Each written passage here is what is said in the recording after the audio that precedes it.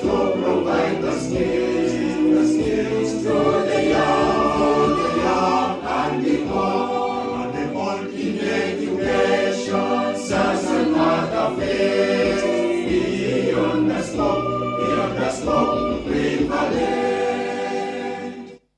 We will remain standing for the opening prayer. We have a pastors among us.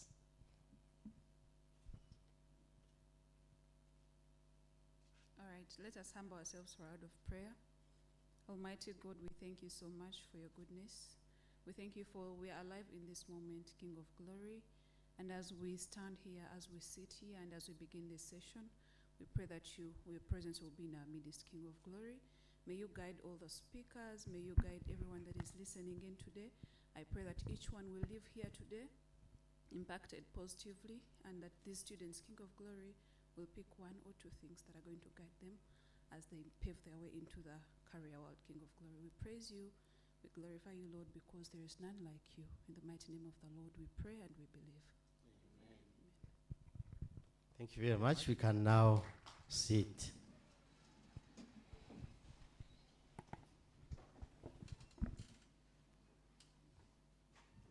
Yes, you are all welcome, Mr. Vice Chancellor. Sir, thank you very much for coming.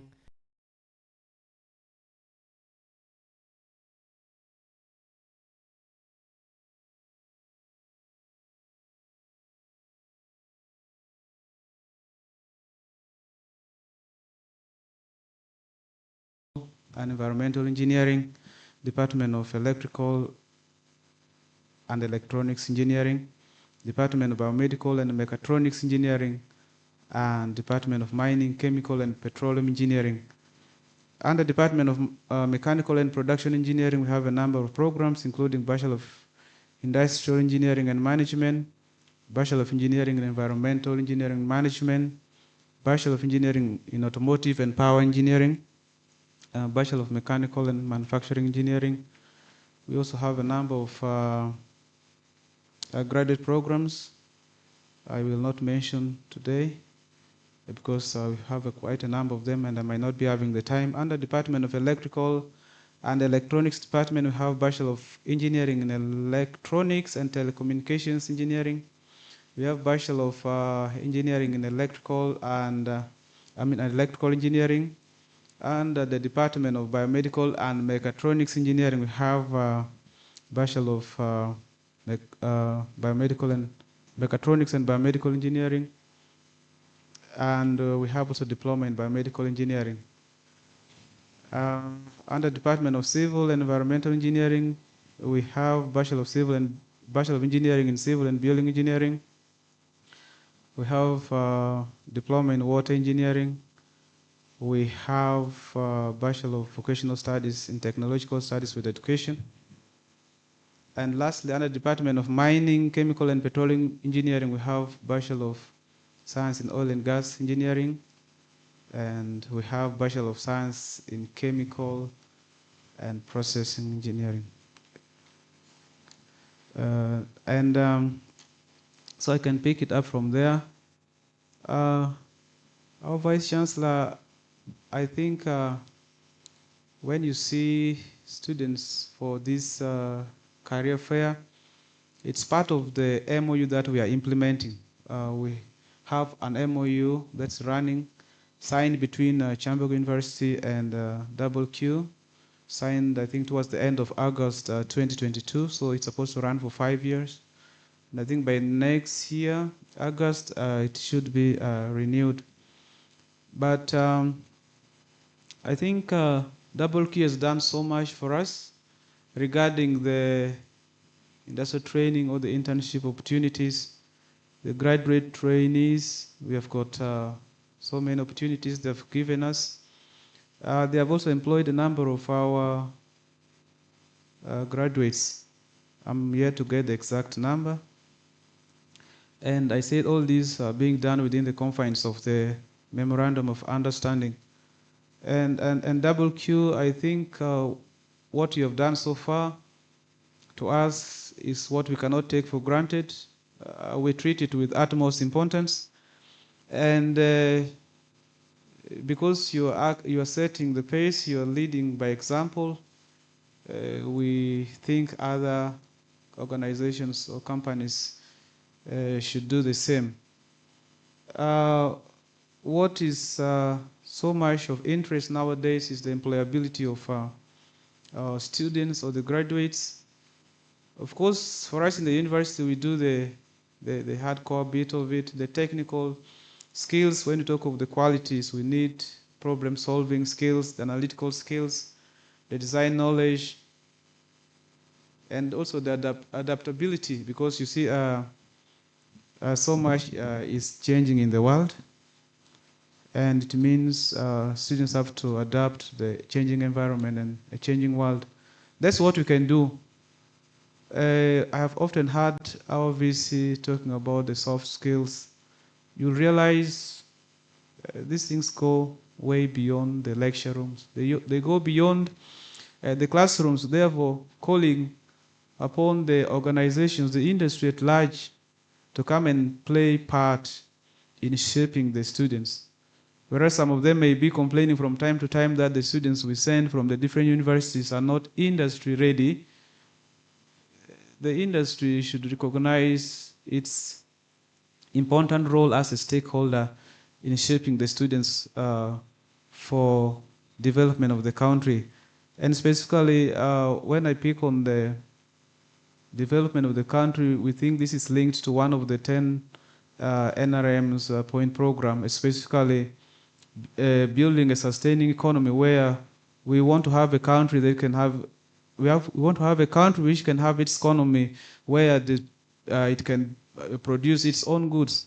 And to do so, it means we are looking at the innovation and application of the acquired skills and technology that we can employ. We will realize nowadays we are also focusing on the Industrial Revolution 5 after Industrial Revolution 4. Industrial Revolution 4 puts emphasis on automation and use of machines to do things, but it never went for so long to realize we are in Industrial Revolution 5, because now the machines have to be handled by human beings, so the two have to work hand in hand, and it means the innovation skills are very, very important. But I think even in line with the tenfold growth strategy that we are talking about these days, where we want to double the economy after 5 years, you'll realize the employability is a key thing here. And talking about employability, I think this career fair is in line to make the students understand what the industry expects of them. And the VC and the Chief Executive Director of KyU, I think, according to me, the biggest problem we have when we talk of employability is the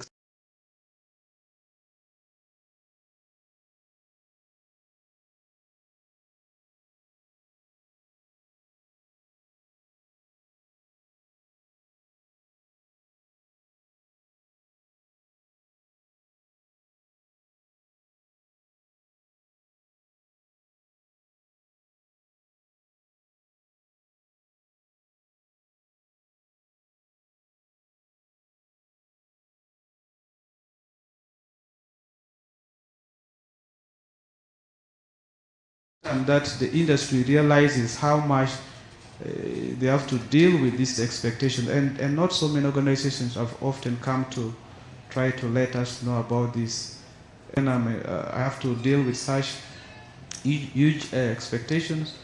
I think during COVID, we had the lockdown, but as it was eased a little, traveling was difficult. I remember we were called from our different homes, some of us, to come and process application that some people have applied. You know, our university, the VC and the top management, I think I want to appreciate that you have really, in your commitment to improve this university, worked so much on recruitment. That time people applied, and I think there was a position for a professor. We wasted our time, came from different places amidst the tight security. And when we came and we were looking at the application, we realized it was someone who has just done a diploma, and this guy is not even graduated. He's applying to become a professor in this university. And that's why we need such career fairs, so that maybe they will be able to adjust accordingly. I want to thank all of you who have come. I feel at home. This is going to be something so important. Q, thank you for this initiative. I think this was one of the few things you were not doing. I was monitoring the MOU very well to see which ones you were implementing and which ones you were not implementing. This was a little lacking. And thank God, I think today is one of the days I'm going to be happy because.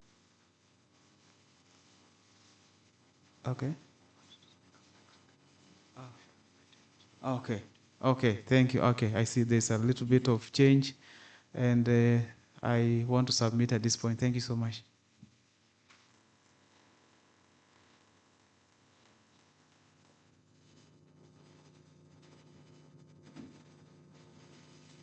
Thank you very much, Prof, for that, and especially for the initiative. This academia industry partnership is what we really need. I was impressed by someone graduating and they want to be a CDF for next day. And normally,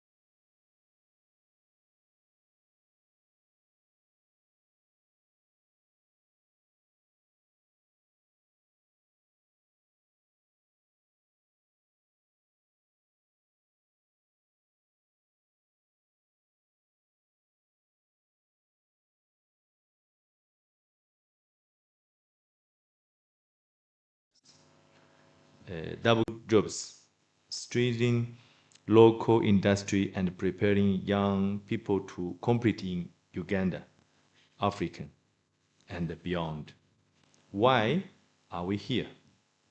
WQ is growing, and with growth comes need for skills, discipline, innovative, innovative and committed young professionals.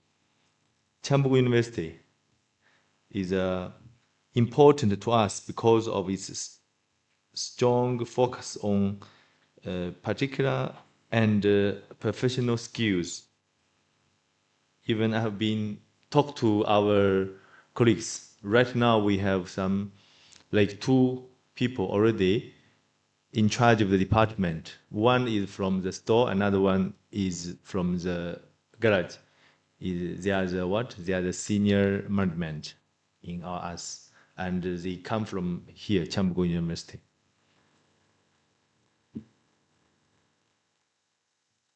We are looking for a connect. We are looking to connect with students and graduates from engineering, business, technician disciplines whose knowledge and skills can be contributed to our closing operation, from engineering and equipment maintenance to business management, finance, procurement, sales, ICT, and technical operations.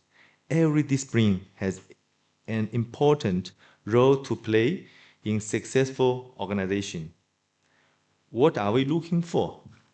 At WQ, we are not looking only at your certificate. We are looking for particular ability, technical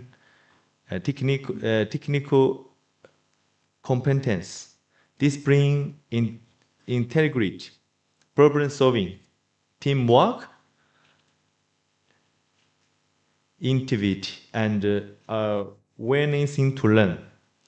For our engineering and technical graduates, we value people who can diagnose problems, maintenance equipment, improve problems, and found particular solutions.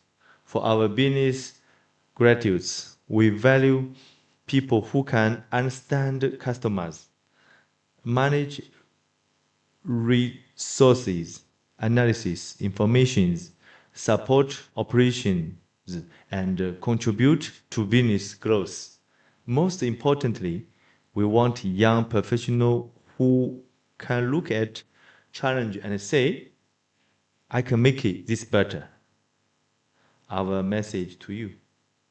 Your qualification is the beginning of your career journey, not the end. The industries of tomorrow need people who can think, build, operate, management, innovate, and solving problems. So, as you prepare to enter in the world of the work, do not ask only what job I can do, and ask yourself what value I can create. Work hard, be disciplined, keep learning, develop particular skills, embrace technical.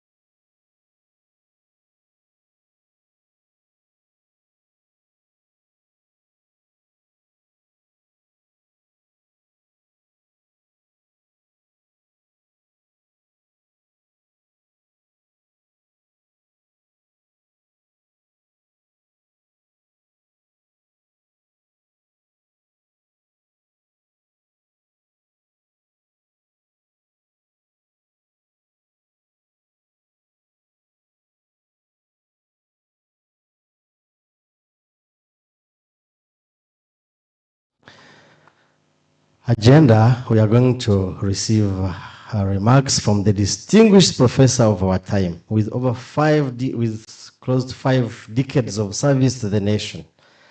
He has transformed the face of Kyambogo and rebranded us from the chaotic university that you once had to the current center of academic and professional excellence. A father, a judge, a professor, and above all, the CEO of Kyambogo University.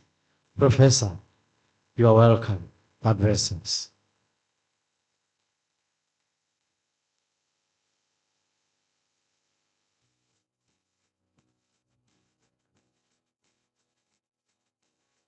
Thank you very much.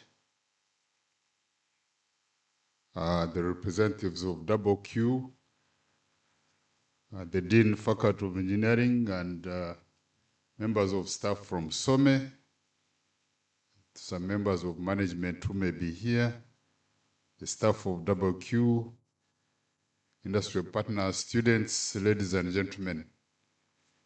I'm glad to be here this morning. I normally receive many invitations, and many of them I just note, and I don't say I'm going to attend. When I received this one from KyU, there's a lady from KyU called Kemirembe. Yeah, I got that invitation, and I asked my PA to schedule that meeting so that I attend it personally, because I wanted to be here. I wanted to be here and learn about this great initiative of the interaction between KyU and Kyambogo University. I'm reminded that we signed an MOU in August 2022. I think I appended my signature on it, and I met the CEO of KyU at that time. And we agreed on a number of activities to be undertaken in that MOU, and this is one of them, for which I want to thank the Dean of Engineering and also SOME for putting this together, and also thank KyU for finding time to come and exhibit your products and also interact with our students. This partnership between academia and industry is something we have been yearning for a long time. Because we in academia, we tend to be comfortable in our space, and for them, they're also comfortable in their business. But we never come together to understand the intersection between these two, and KyU is trying to bridge that gap, for which I want to thank them. When we have had meetings before with a number of industries, and what they tell us is that your students are not ready for work. Then I engaged them and said, what do you find lacking in these students for you to declare them not ready for work? They came up with some answers which I will allude to. But going back to this interaction, it is something that we have been looking forward to, and this gives the students an opportunity to ask questions and also to discuss their future aspirations with the people who are active in the industry, talking from practice and not theory.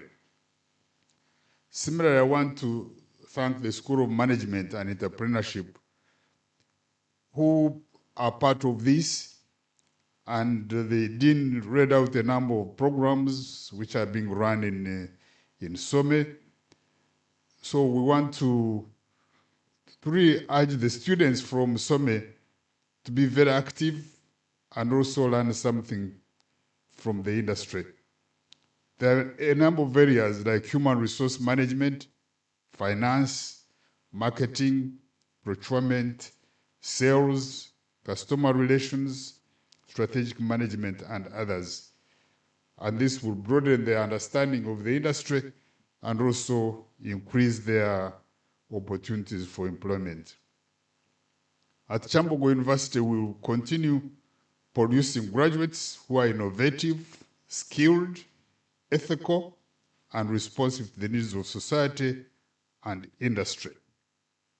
Partnerships such as this one enable us to continually align our curricula with industry, especially their requirements, strengthen industrial training opportunities, promote research and innovation, and enhance graduate employability. And I want to thank the Dean of Engineering. I think he has a way of doing his things, which is not appreciated by some people, but he wants things done the right way all the time. And that brings him in conflict with some people who want to get things done the easy way. So when I was talking about the readiness of our students, so the students, you are given the knowledge, the skills the practical skills, how to do projects, how to come up with innovative ideas, bring them into products. But when we talk to these people in the industry, they say, yes, they know these things, but what we find lacking in them are what we call soft skills. I was asking your dean there whether you students have courses in communication skills. You are an engineer, yes, but are you able to communicate your ideas? Are you able to discuss them? One time, as a CEO, I received many things from both students and staff. One time there was a student who had issues and they were not being addressed. So he decided to write a letter to me, a 2-page letter. That letter did not have a comma, it did not have a full stop, nothing was capitalized. He just poured all his anger on paper. Then I called the Dean of Arts and Humanities. I said, can this be from our student in the university? And she said, yes. So you need to learn how to communicate, how to make presentations. Because when you go to the industry, they will give you a project and want you to present that project, either the progress report or the final report. And you must be able to do that. One other thing they tell us is time management. These people in the industry value their time. When we call them to our sessions here, they say, what is there to gain in the university? Their bureaucracy, their lack of time management. So they tell us our students whom they go to employ are not able to manage their time. You are told to come at 8, you come at 9. Maybe there was a meeting at 8. So what will happen to that meeting? And we can see it here among our students. They dodge classes. Or you think we don't know? There is a scheduled class. Student says, I'll copy notes. Is that really what would be good for you? So these habits you develop here, you want to take them to the industry, and the industry is not willing to tolerate them. So they say your students are not ready for work. Then meeting deadlines. These people in the industry, I think the people sitting in front here are from WQ. I see them with very smart caps, or capes as you young people call them. So they will tell you, deadlines, meeting deadlines in the industry is critical. There is a delivery that must be made. There is a product that must be delivered on time. And for you, you are not bothered. So why should they keep you in the industry? So some of these skills are not taught in class, but they will help you to survive in life. Teamwork, how to work in teams.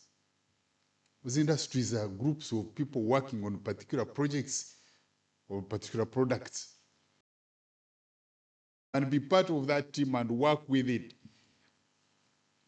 And then also being able to listen and respect your bosses. For us here, we are used to being abused. If you go to an industry and you don't respect the boss, do you hope to keep the job? Absolutely not. You know, the gentleman who introduced me told you, I've been working in higher education for 47 years. I think some of you are not born. If not all of you. So for 47 years, you gain experience and how to handle situations. You learn how to listen. There are people who don't know how to listen. And listening is a skill. Keeping quiet and hearing what somebody is saying. Some people start talking before you even start talking what you want to say. Now you say, what are you responding to? The one that you have not heard.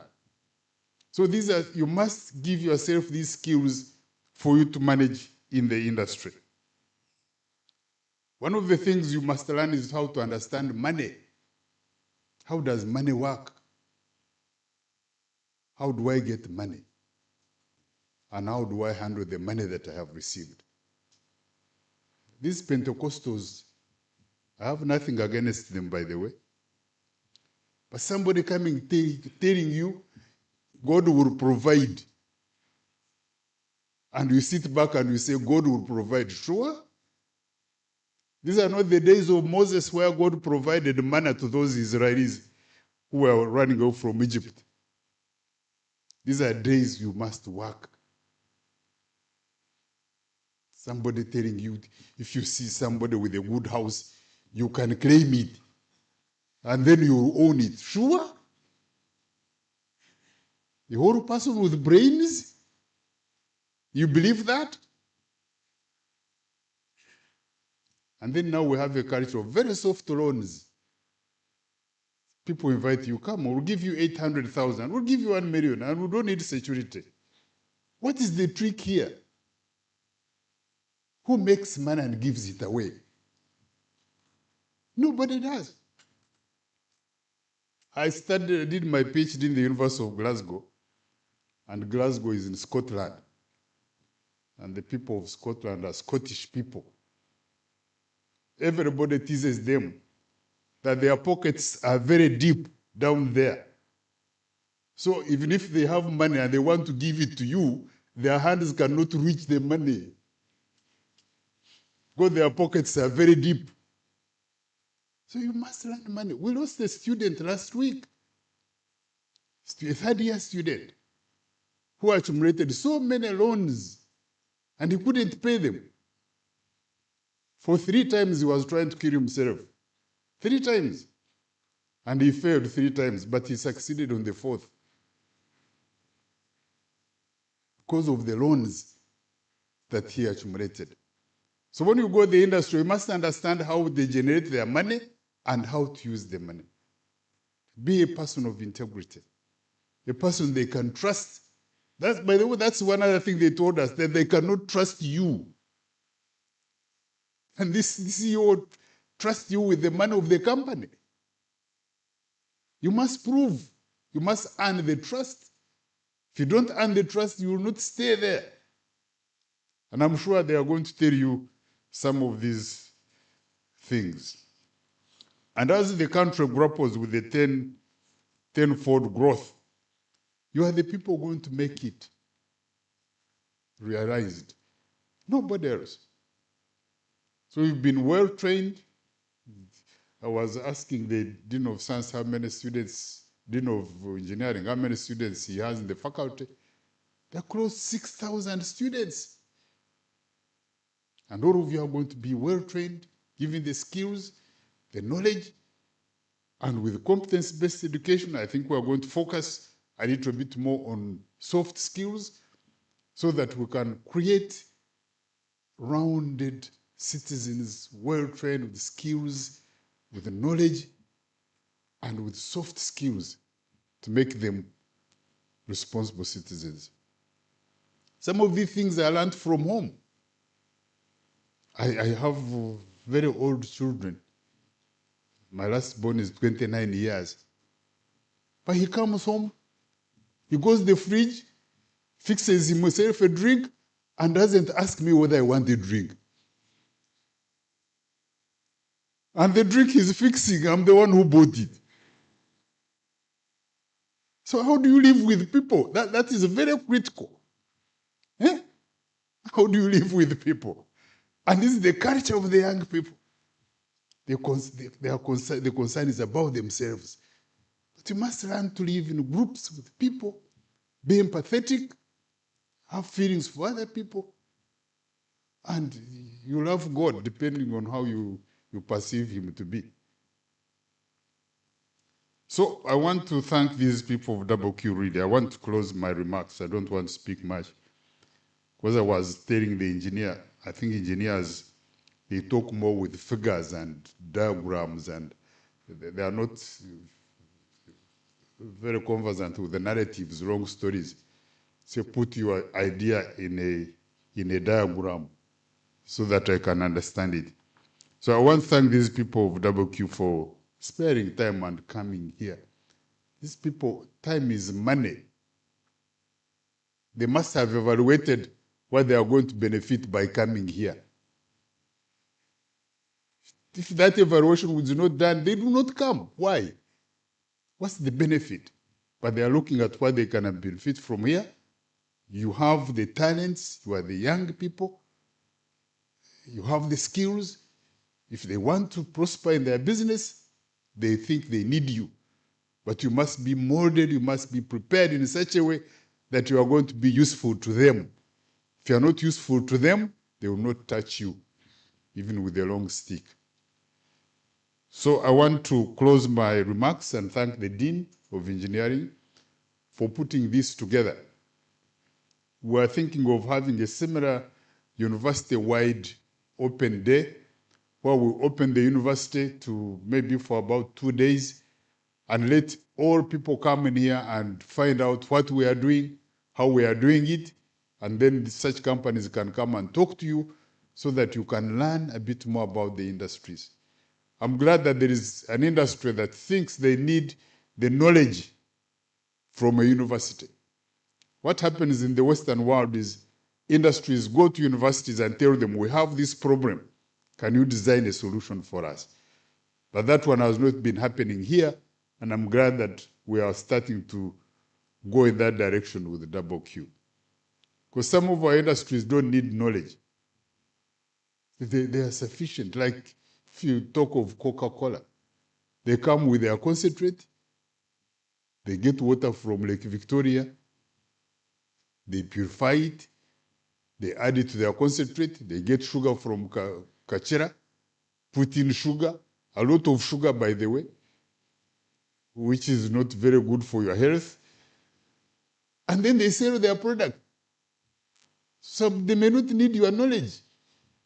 But an industry like KyU appreciates that they need your knowledge to contribute to their profitability, for which I want to thank them. So finally, I want to thank you very much, all of you, for coming to this interaction. I think as a university, this is a winner for us. And thank you, Dean Engineering and the head of department of mechanical and the other heads of departments. You are doing a very good job. And Kyambogo is known to be the leader in engineering training. And what is even more comforting, sometimes I tend to hang out. I also hang out sometimes. Sometimes I also hang out in some places which I will not disclose here. And people come to you and tell you, your students are very good. Eh? They tell you if we get Kyambogo University students and Makerere students, we prefer Kyambogo University students. And that is very reassuring that these people are doing a good job in training. So continue doing a good job, and we build the human capacity to power this country to greater heights. With that, I want to thank you, and I say this for God and my country, and wish you a very good day.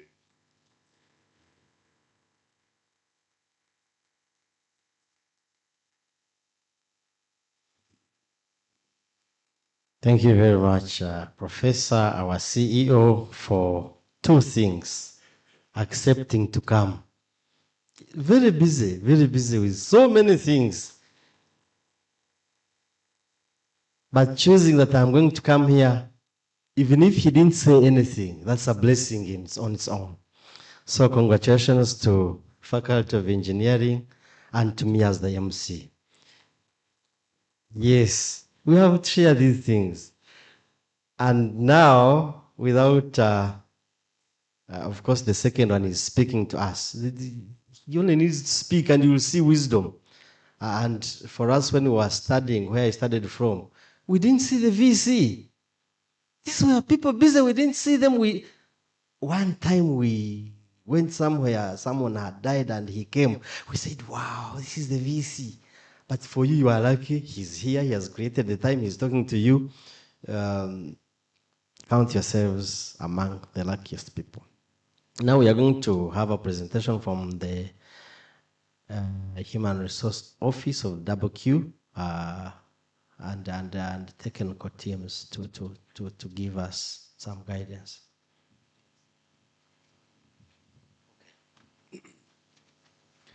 Thank you so much. Let's put our hands together. A thunderous round of applause to our VC for gracing this event. What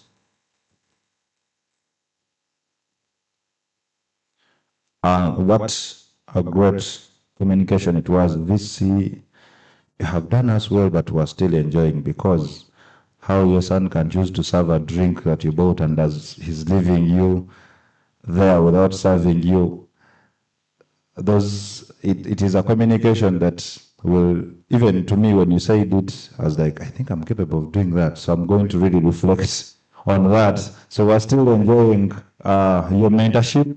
That is what it means to be a mentor, to be a teacher, to be a senior. We cannot stop, and we cannot appreciate the VC enough, but rather to give him this last round of applause for appreciating him for gracing the event and for being a great gentleman that he is. And then at this very juncture, the fact that the VC has chosen to bless us with more time, we cannot wait, but rather to hear from the team of KyU what they have for us, and the exact person who has to give us the opportunities that there is. Let's put our hands together to welcome the head human resource, Mr. James Walusindi, to come and give us his presentation for the day, and also introduce the entire team of KyU. Thank you so much. Once again, we welcome Mr. James Walusindi, head human resource. Thank you. Thank you so very much. Good morning, ladies and gentlemen. Hello. How are we? I'm thinking I'm in the engineering faculty, right? So I expect a little bit of energy. Good morning, ladies and gentlemen. Protocol observed, the Vice Chancellor and the Managing Director. The Vice Chancellor, I want to assume, while I was listening to his speech, it looks like both of us read each other's script on the things that we were supposed to discuss, because exactly what he said is exactly what I had to say. Every bit of everything that he has just mentioned is exactly what I needed to say. But before I do go ahead, dear Vice Chancellor, please allow me first show you a brief of what KyU has become today from the time that we had the signing of the MOU. So I'd ask the media team to please first play the video of the engineering students. We have quite a number, through Vice Chancellor, we have quite a number of students from your faculty, and I mean from this university, and allow me give you the current statistics or numbers while the technical team gets the video. We have various departments, and in the garage department where we have the technical team, the mechanics, we have 19 of your students.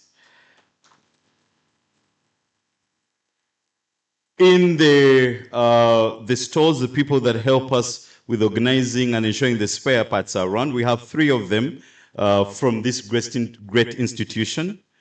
And then we have 30 more that are in the heavy machinery. There are still also mechanics that are under training. So please clap for yourselves.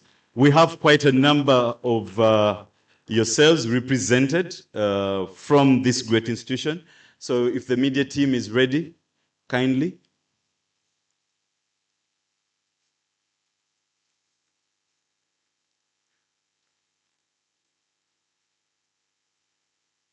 Okay, so that's KyU, the training thing.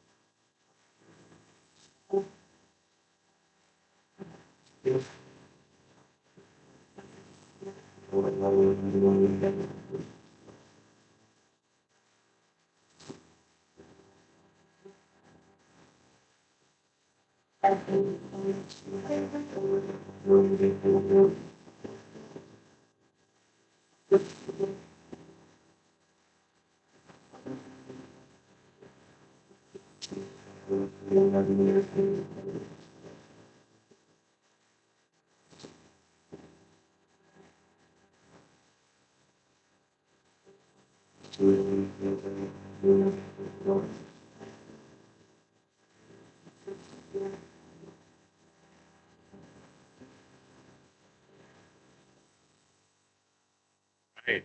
Thank you so very much. There's one more from still the engineering department. So, dear students, we are here for you. And these are some of the things that you will experience when you come to Double Q and much more. So there is one more that we'll show you, and then I can resume in a few minutes.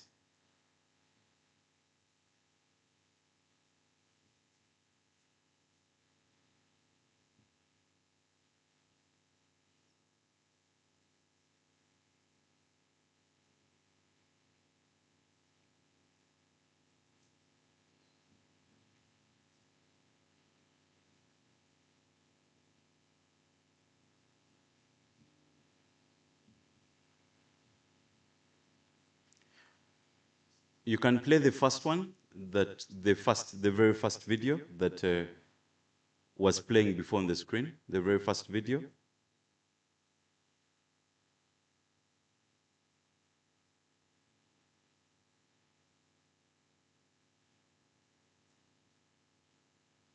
Yes.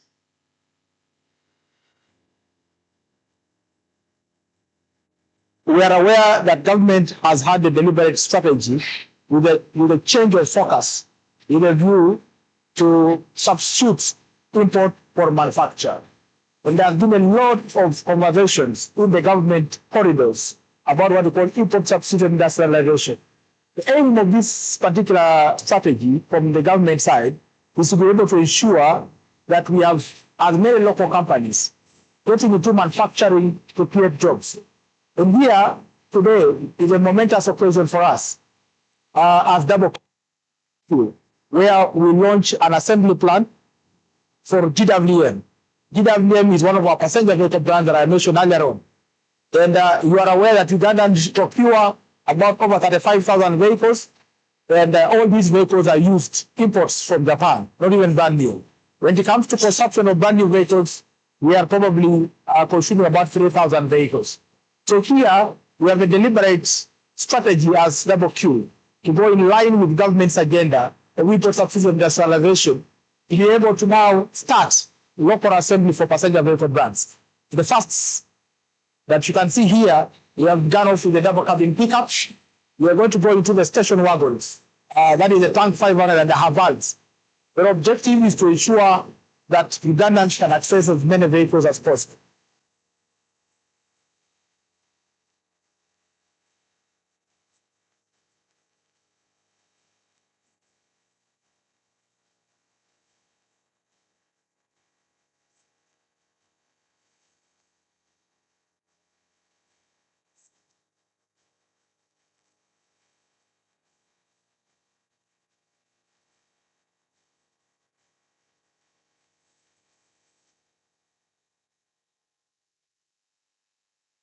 All right, thank you so very much. All right, so dear Vice Chancellor, that is the work that is taking place at Double Q and many more of that kind within the industry. I'm glad to tell you that we are the #1, or we're the first company to start assembling in Uganda. And because of that, with the help of your students, so we've been able to achieve or even register such success. Please clap for the members of Kyambogo University, the ones that we employ. So far, we have already more than 1,000 employees. And a bigger percentage of that, which is 80% of that, forms the mechanical side. And then the 20% forms now the people in the other disciplines who are studying the management side. So with that, we want to thank you, students, for always coming. I had one who introduced himself that he did internship from our company, and quite a number of other students we still have that come from Kyambogo University. The Vice Chancellor mentioned quite a lot of things that I was supposed to mention. And now that he did, I don't think it is nice for me to repeat them. But however, I'll only stress the ones that he has mentioned, which really are key to us, and exactly in a couple of one sentence, he mentioned that you have to have timekeeping and many more. We do, as the double Q team, the head of HR, we do appreciate any student that has discipline. Discipline is our core foundation. Now, for us, discipline is in very many folds, not only behavior, but also discipline in your own management. For example, I'm not good at standing because I am a trainer, so allow me move off the stage. I would like to ask any student, how much money do you want to have in the next 10 years? How much money do you want to have? Any student who wants to answer? Any volunteer? How much money would you like to have in the next 10 years? My name is Juan Galan. I'm a representative from the School of Management. In the next 10 years, I need a net worth of around 40 millions. 40 millions. 40 million. Is that Ugandan shillings or US dollars? Just asking. Ugandan shillings, right? Ah, okay. Any other person? How much money would you like to have? Next 10, 20 years. Yeah, in the next 10 years, my plan is to have around 10 million US dollars. In the next 10 years, you need to have 10. How many months are in 10 years? How many months are in 10 years? So he's saying that the next.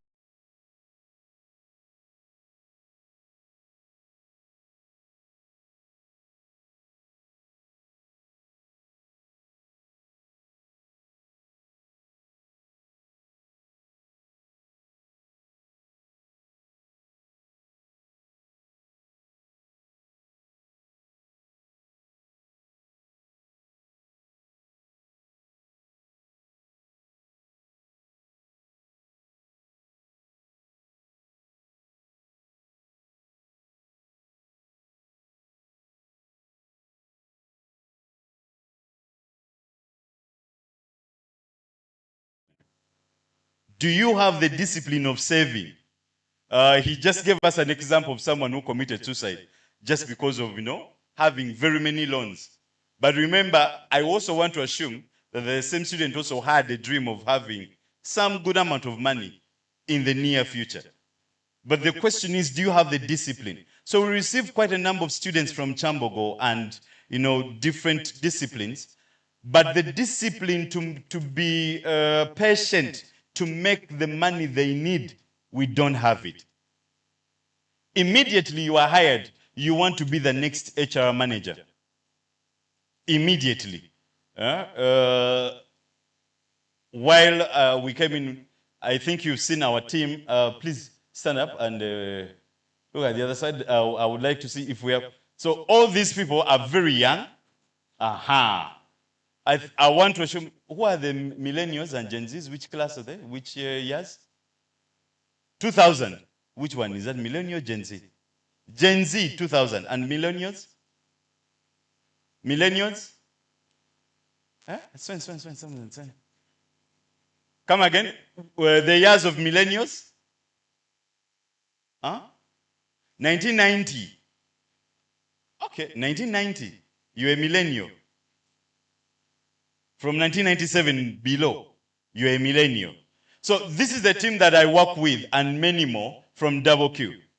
But if it doesn't, if they don't take the patience, the discipline, they can't survive at double Q. And I want to assume that it is the same across all the other industries or the other companies.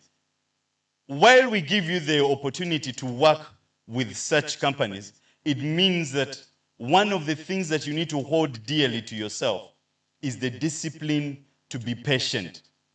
At some point you will get to, amongst them I have managers, I have supervisors, but you can't know because all of them you think they're of the same age group, right? Isn't it? They are all, I don't know, are they Gen Zs or millennials? Someone tell me. This group that is standing. Are they Gen Zs or millennials by look of their faces? Some are Gen Zs and others are millennials. So we don't have baby boomers, isn't it? Yeah, so that means the next leadership is yours.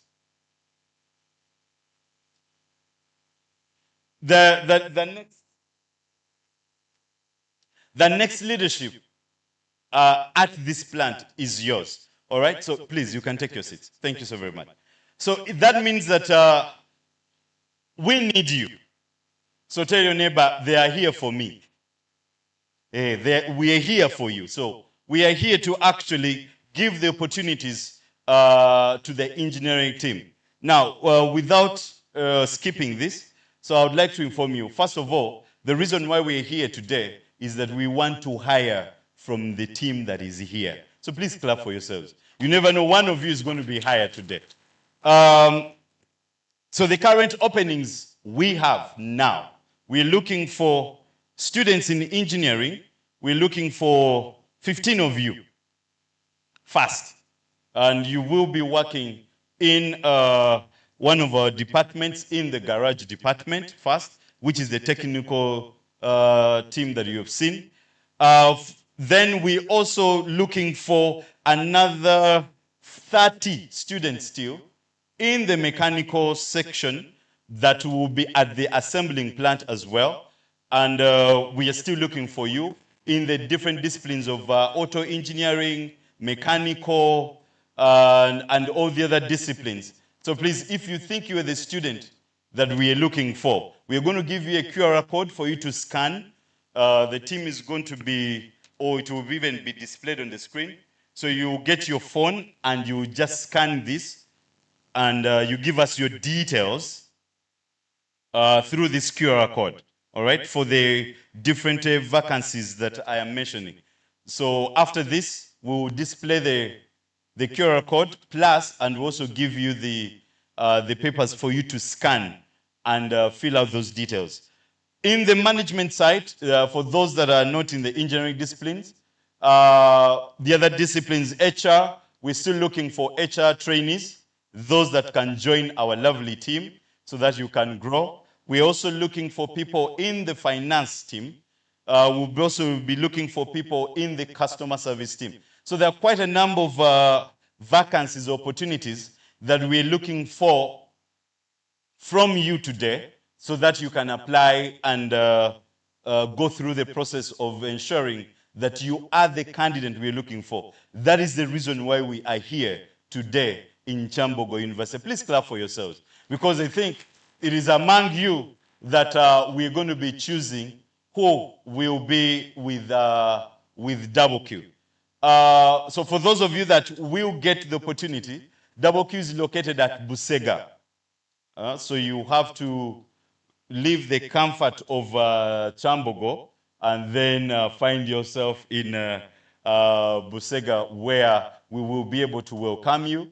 And someone also will be giving you a call to give you the directions once you scan that code and fill in your details.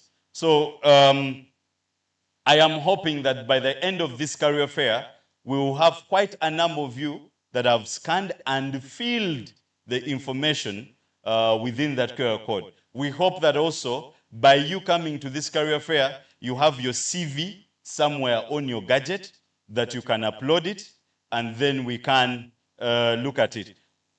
Kindly note that we are not looking for experience. So we are not looking for 6 years experience. We are not looking for 2 years experience. We are not looking for 3 years experience. We are not even looking for 1 year experience. It doesn't matter. We are looking for someone who is going to be available with discipline to be trained. All right? So that's what we are looking for. So don't get ashamed and say, my CV, I don't have 7 years experience. I don't have 20 years experience. No, we are not looking for that individual. We knew why we are coming to Kyambogo University, and especially for you. So ensure that you draft a CV and you send it. You can even do it as soon as possible, because there's what we call AI. AI can write you a CV immediately.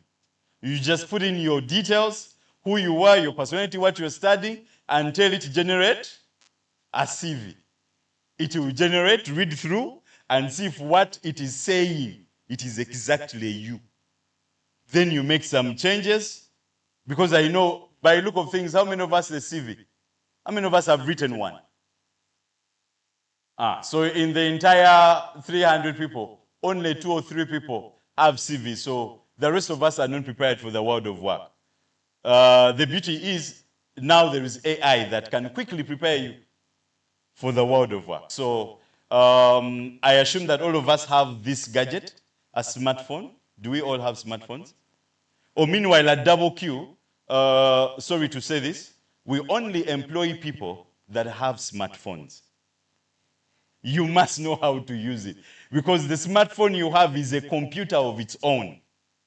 All right? So once you don't have it, you'll be required at your onboarding level to ensure that you have a smartphone, whichever discipline you are in.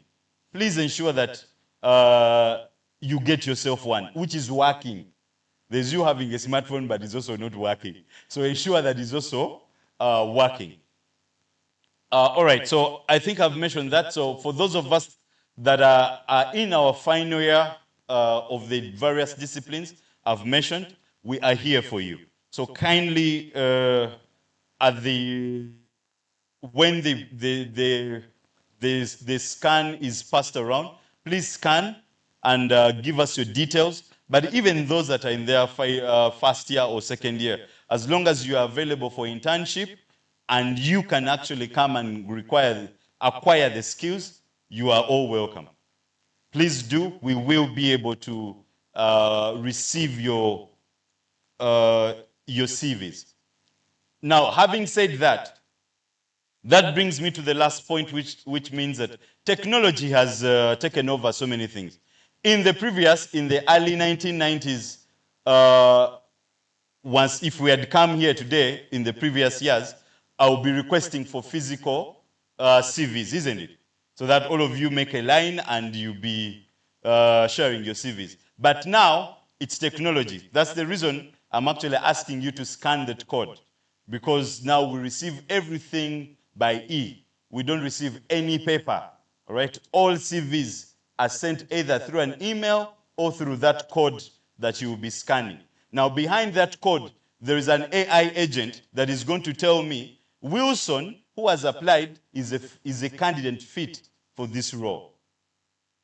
So in other words, your CV must be clearly identifying or resonating with you. Please don't just copy. I know the students, what we do these days, you remove someone's name and say, I think your CV looks like, aren't we in the same engineering class? Yes, So just remove your name. You even forget the date of birth and the phone number. So you only change their name. So when we are coding, we are thinking we are coding Wilson, yet we are actually coding Miriam. So now Miriam doesn't even know that even applied. All right, so that is plagiarism, isn't it? You rather tell that AI agent who you are exactly, and it will generate the things that you need that are personal to you.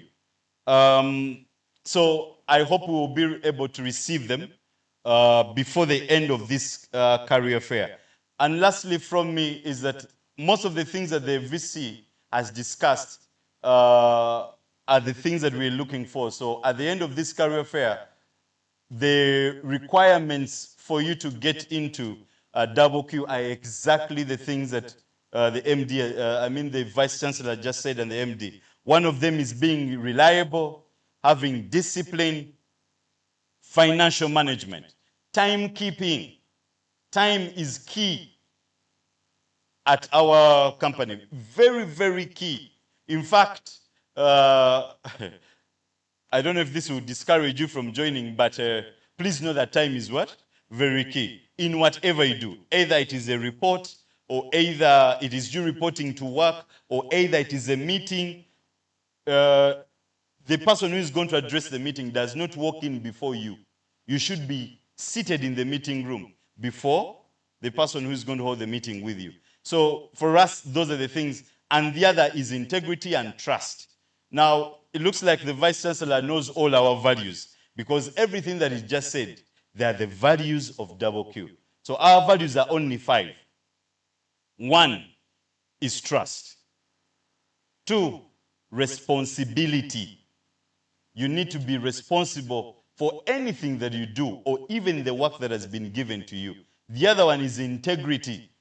And integrity, we define it by saying, is you doing the right thing when no one is watching? As long as you do the right thing when no one is watching, for us, that is integrity. The other one, because we are in an industry to make money, we call it customer-oriented. For the engineers here, we normally give you to fix clients' vehicles. So while you fix them, you say, oh, let me fix very small, so the customer can come back the following day. At that time, you are not being customer-oriented, because the number of clients are very many. You can't even finish them. You rather do everything with purpose, with integrity. And the other one, which is the last one, is teamwork. And I want to assume, I think I'm very certain, dear Dean, that most of the work that is being done by the students is through, what do we call it, the coursework, right? It's through the teamwork. But you see, the challenge that it's an example from way back when I was studying. So we used to be given coursework. And then there's 1 or 2 people on the team who will say, me, I'll be in charge of printing. You do, I will join you at the printing level. So when they're there to defend their projects, so James, what is that? No. Ask Nicholas. Nicholas is better. He understood this subject very well, so he can. So that is not teamwork. You giving printing services. No, don't worry, the money is mine. I'll be the one to print. At Q, we encourage teamwork. And the teamwork we mean is in terms of, if you're given an assignment, that even if it is an individual assignment, you are allowed to consult, because your assignment is an output of your output is an input of someone else. So when you do it wrongly, and I think that's the curve of also engineering, that one output is also an input of the other, isn't it? Yeah, so exactly. And that's what for us we mean by teamwork. So it means that you have to do at the end of the entire project, all of you must have had a great teamwork for us to achieve the best that we can achieve. Either it is in HR or either it is in the engineering discipline, it is the same across. So we encourage teamwork. Now, those are the 5 values that we live for, or that we live by. And with any of those, anyone can be at Q. So we are waiting for you. For those of you that will get to join us, like I've mentioned, we're looking for over 19, 30. So who can do the quick math? I said 19, then I said 15, then the other 30, and also I said 2 in HR, some in 3 in customer service. So how many are those? 50. So I'm looking for 50 of you today. So how many are we now that can take up the 50 slots? How many are we now? Roughly. Are we 300? Okay, so if 300, that means I need 50 of you. So the 250, we shall come back for you next time. So ensure that you fight hard, that you are among the 50 that we'll be selecting from this career fair. So with those few words, thank Thank you so very much, and we'll be waiting for you in the world of work. Thank you so very much. A very big round of applause for Mr. James Walusimbi, Head HR. Thank you so much. I think we now know what it takes for us to work with WQ. Yes, our Chief PR. Yeah, thank you very much, the HR person, for that. Now, those are 50 jobs that Kyambogo has got. Kindly submit. And if you want me to read through your CVs, bring them so that we submit them today. Yes, thank you very much, VC, for coming. For us at the WQ, we appreciate your coming.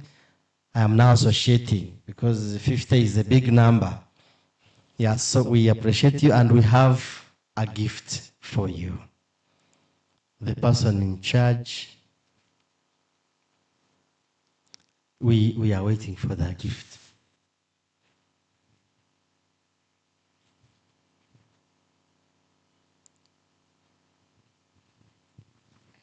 Thank you so much. Dear MD and the VC, I request you step forward. I issue the gift to you, then you present it to the VC, if you can come.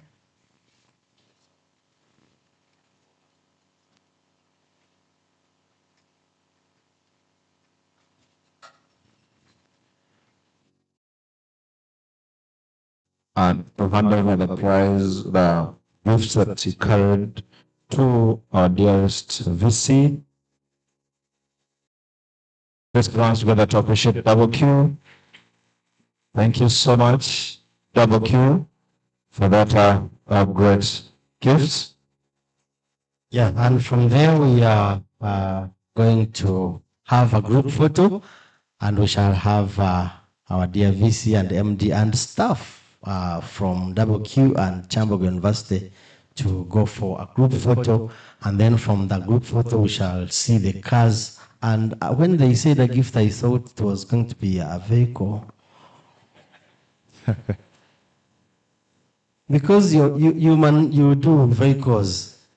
We normally give what we produce. Okay. Okay. There are keys inside. Oh, thank you very much. And that's a good one. And I thought the MC, the MC also the key. So see, the small car. Okay.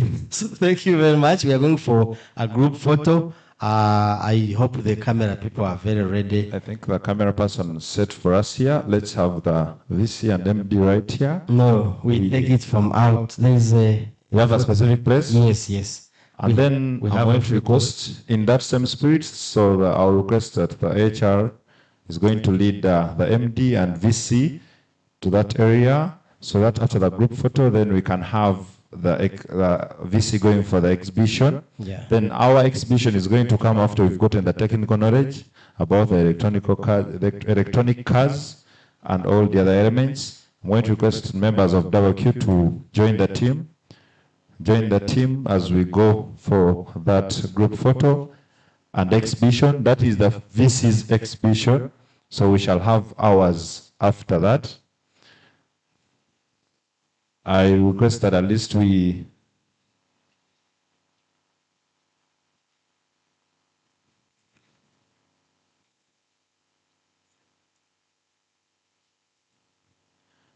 thank you so much, Musumba. You want to stay behind? Thank you, Chief PRO. Let's go for the Chief PRO for the great job he's doing. Thank you so much, ladies and gentlemen. Ladies and gentlemen, I've been notified that it's getting to 2 p.m. So it's getting to 12 p.m. and then we agreed to have our luncheon served at that time. So I want to hope that the welfare team is getting our lunch ready so that we can have it. In this same manner and spirit, as we're going to have a panel discussion to have the questions that you raised, WQ answered. That's through the panel. We shall have a panel both with our staff and then WQ. In that same manner, we shall be able to raise all our questions. I am going to now request, as we have as we get into the next session, let's have these questions answered. I wish I had someone to note for me the best answers so that when that time for giving out gifts, we already have a few members who have already secured theirs, like I already have one with me. So, members, you know me, I'm on your end. Out of what we've discussed, are you sure you're ready for employment? Where are members in third year? Is it third year, fourth year? Engineering, we do how many years? Members in fourth year? Fourth year. That is fourth year. Then those in third year? Third year. So let me start from this desk, fourth years. Out of what the VC has shared and the human resource has shared, what have you learned and do you think you're ready for employment?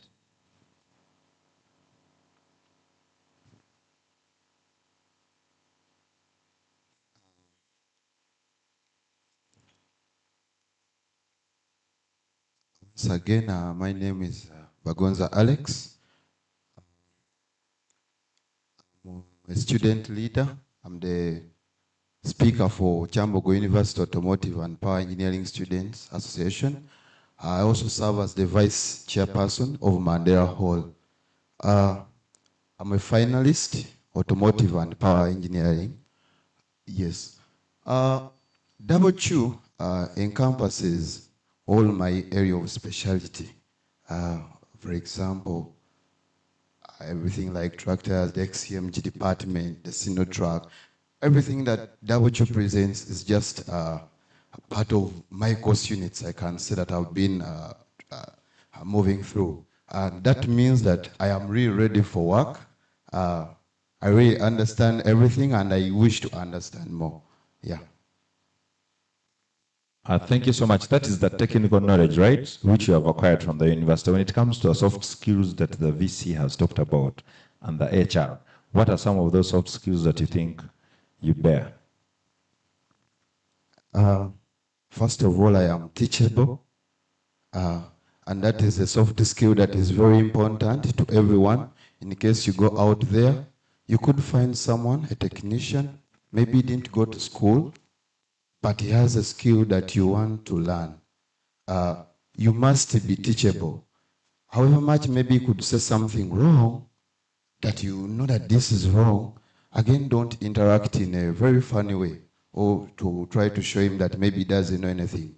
Value his knowledge, learn what you can learn, and leave out what you don't need, okay? So I'm teachable. Yes, I respect people, yeah, who come into my space. Yeah. Let's put hands together to appreciate our right honorable speaker. And the first skill you should never forget is you're a good communicator. That is what makes you a speaker. Let's put hands together once again to appreciate him. He's indeed ready. And then the other person in fourth year, give it to your neighbor. Your neighbor was in fourth year? Someone raised the hand. Use 30 seconds to speak to us. You can tell us, I think I have seen I'm not ready for employment. It is very okay than trying to struggle to explain. It is very okay to say, I think I am not ready. Please speak to us. Okay, thank you so much. My name is Mugenya Andrew Kagezi. Do mechanical engineering year 4. Now, according to what I've heard, I can say that I'm ready, but not 100%. Of course, when we go to work, there are some things we learn from there and we didn't know them before we went there. So I'm ready, but not 100%. I'm like my colleague, I'm ready to learn. You're like your colleague? Yes. You cannot be. Speak Okay, about yourself. What he said that is teachable. I'm also ready to learn whatever they teach me. That is, let's clap for this gentleman for being genuine. Says, I am ready, but not 100%. Then let me hear from third years this side. There are very many this side. In third year, if you're offered, is it internship or if you're offered a job to work as you're studying, do you think you're ready?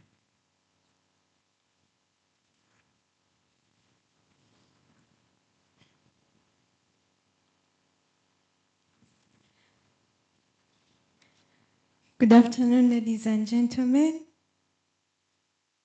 My name is Kasembo Masira Kijuma, currently the Vice President of the Kyambogo University Engineering Society, but on this event I'm here on behalf of the President.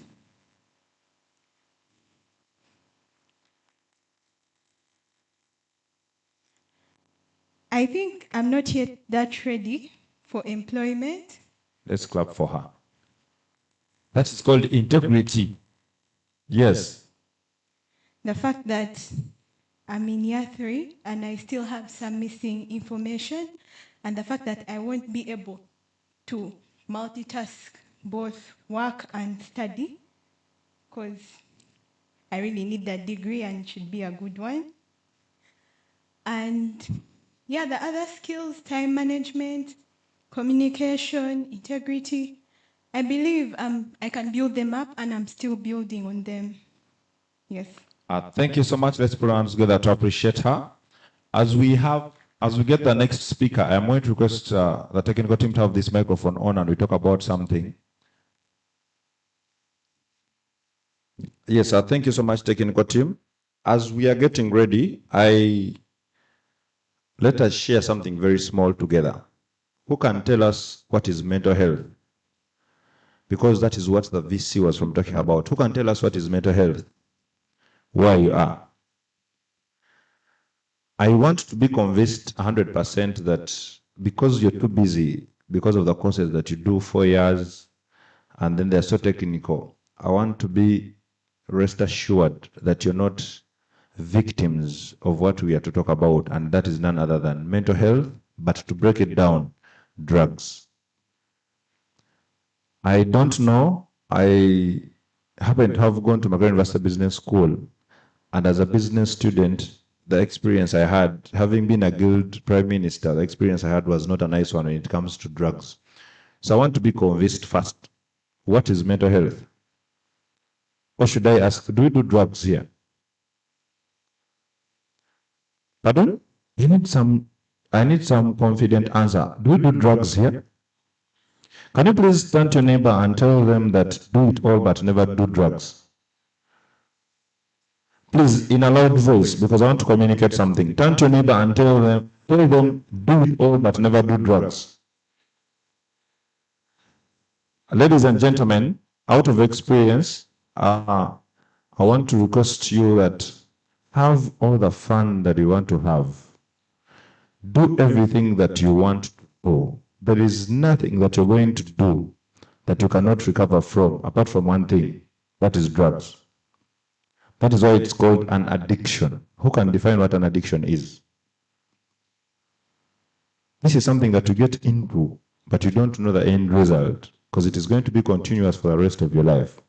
We cannot afford to lose a very brilliant person. We cannot afford to lose a great engineer. We cannot afford to lose a person who is going to be an engineer for KCCA, an engineer for works, an engineer for all those organizations because of drugs. Because I want to assure you, starting drugs, it is so simple as, let me give it a shot, and you may do it for the rest of your life.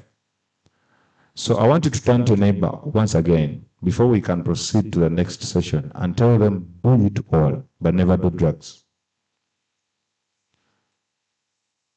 I am telling you that because one of the worst experiences you will ever face is when your sister, when your friend, when your colleague is dying of drugs and you wish to help them, but you can't help them because it's not that simple and not that easy. Not a rehab can help you with that. So thank you so much. I'm going to request our staff members to get back and we'll dive into the panel session.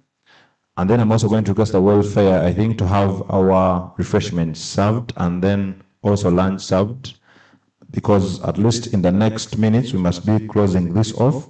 And then we shall have a Q&A session that is going to close off the last bit of giving out our gifts. Kyambogo, you're so lucky that it's a number of gifts that have been carried for us. They are all equal, so when they're giving them out, don't say I want blue or white. They are all equal. The criteria is simple as how much you participate, or how best you answer your questions, and who has learned more from this Careers Day. So as we get our panel back, apart from the questions that you submitted, I'll request that we have you jot down your questions or you raise your hand and ask your questions. I am going to ask Lynette, I am seeing you there. Let's have let's have members back from the exhibition, and then we round this off. Lunchtime must find us away from here. So as we get to our interactive session, the person who has the microphone, pass it over to, where is my microphone? You in third year? Let's hear from you, please. Tell us whether you're ready for employment. Thank you.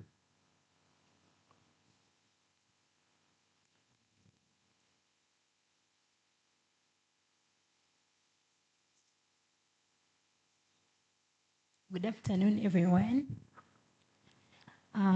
Personally, I'm also not ready. I'm concentrating on academics at the moment. I can maybe do trainings during holidays, but work and study, I think that is hard. Let's put our hands together to appreciate her. Why we are doing this is simply because someone is going to come and tell you, please give me the job, I'm ready to work. And then just after a week, because I am at campus. I'm even seeing very many people holding iPhones at campus. How can a campus have money to buy an iPhone? Is that really? I am struggling to get lunch and I am having an iPhone.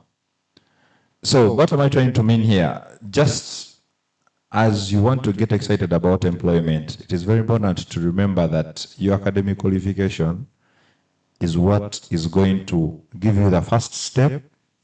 Then your other skills will be recognized next, isn't it? Because you're doing technical things. It is not like me, all I need is to get a microphone and I will know whether I have the next job or not. But with yours, it is technical. So let's hear from members in fourth year. There is something I want from the who are seated this side. Fourth years like being backbenchers. Fourth year? Fourth year? Yes, please. How are you, sir? You're fine? Are you ready for employment? And why do you think you're ready?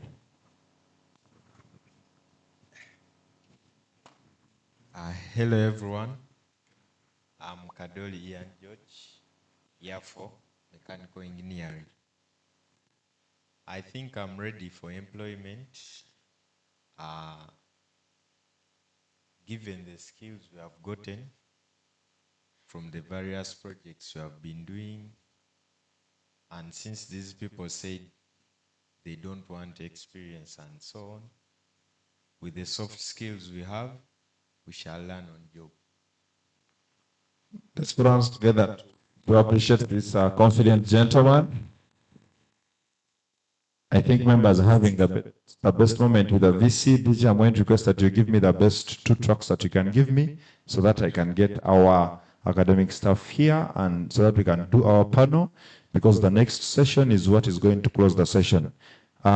Technical team, give me, you said you're engineers, so when I call you DJs, it would not be proper, but you forgive me. That's my career path, so the name in my head is that. But the technical team, let's have 2 tracks, and then I can get the team back here so that we can have our panel.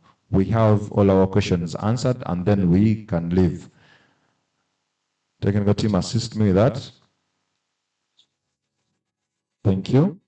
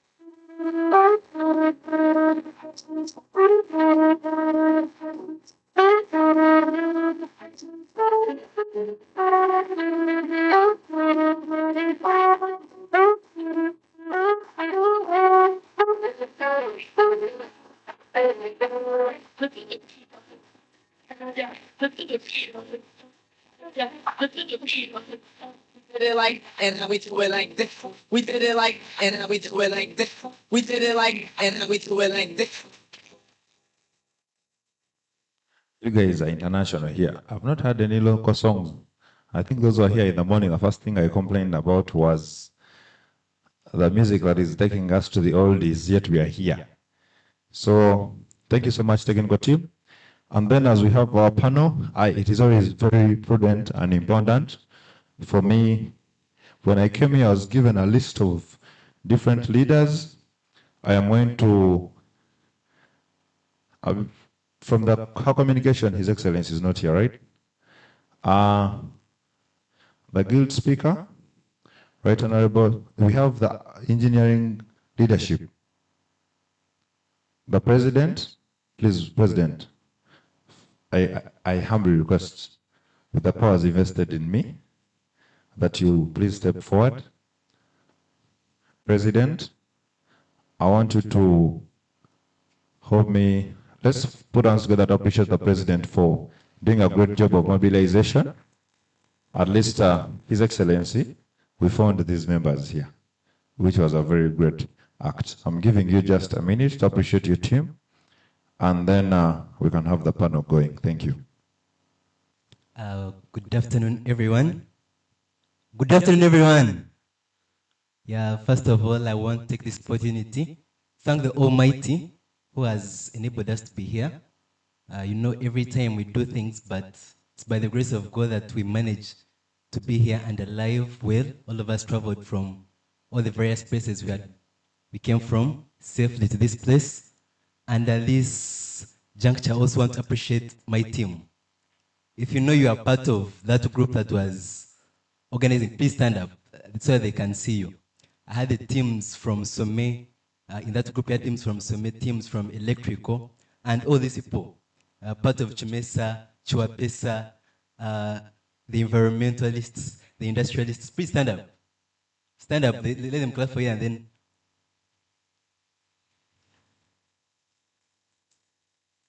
clap for them. These are people who have made this a reality. Clap for them. Yeah, you can take your seats. So there are people like this that make sure these functions happen in the right way. They happen according to what we need. I had asked some of you to share some of the questions, and those questions are going to be answered, some of them. We drafted it. But at this very juncture, I also want to take this opportunity, because I don't know whether I get another opportunity. I want to thank WQ for organizing such a powerful session. This is what we need. It's what we need as students, and to know what you people need from us, and we don't take it for granted. Come again next time, and we'll be ready to receive you. Thank you. Thank you so much indeed. That's what makes him a leader and a president. Let's put our hands together to appreciate His Excellency, the President, for the great job well done. In the same manner and spirit, I want to furthermore request that if there is someone, my boss is right there. If you know for you have something that is burning that you want to say before you get into the panel, raise your hand. It's the only opportunity I'm giving you. Thank you. A confident gentleman is right here. Yes. Thank you for the opportunity. Good afternoon, fellow students. My name is Nasasir Amon, current president KESA.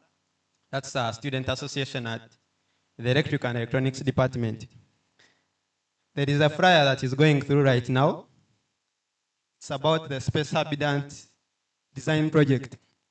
We are recruiting members so that we can start projects that are related to space and lunar-based habitats. So if you come across this, kindly read through and scan the QR code, then you apply. We shall start on that design project very soon. Thank you so much.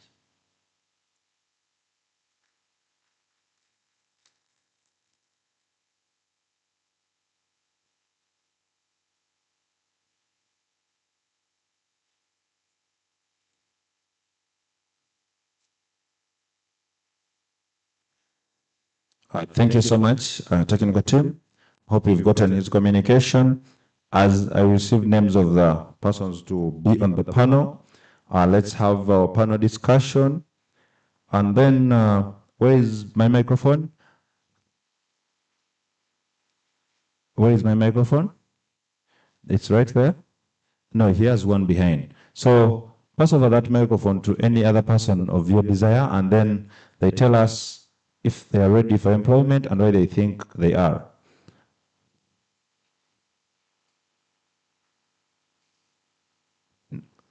Please don't request someone when you give them a microphone. Give it to them, they collapse, we get the ambulance, take them to the medical center.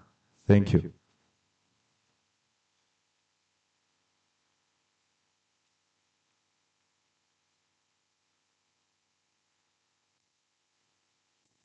Good afternoon, everyone. My name is Tuizele Colin Samuel, a Girl Representative Counselor, School of Management and Entrepreneurship. The major reason I'm in my final year, pursuing my bachelor's in banking and microfinance. The question, why I think I'm ready for employment, due to different skills that I've gained in finance and different platforms I've been to and different institutions I've managed to work with. I think with my experience, I can add something to KyU and ready to learn as well. Thank you very much.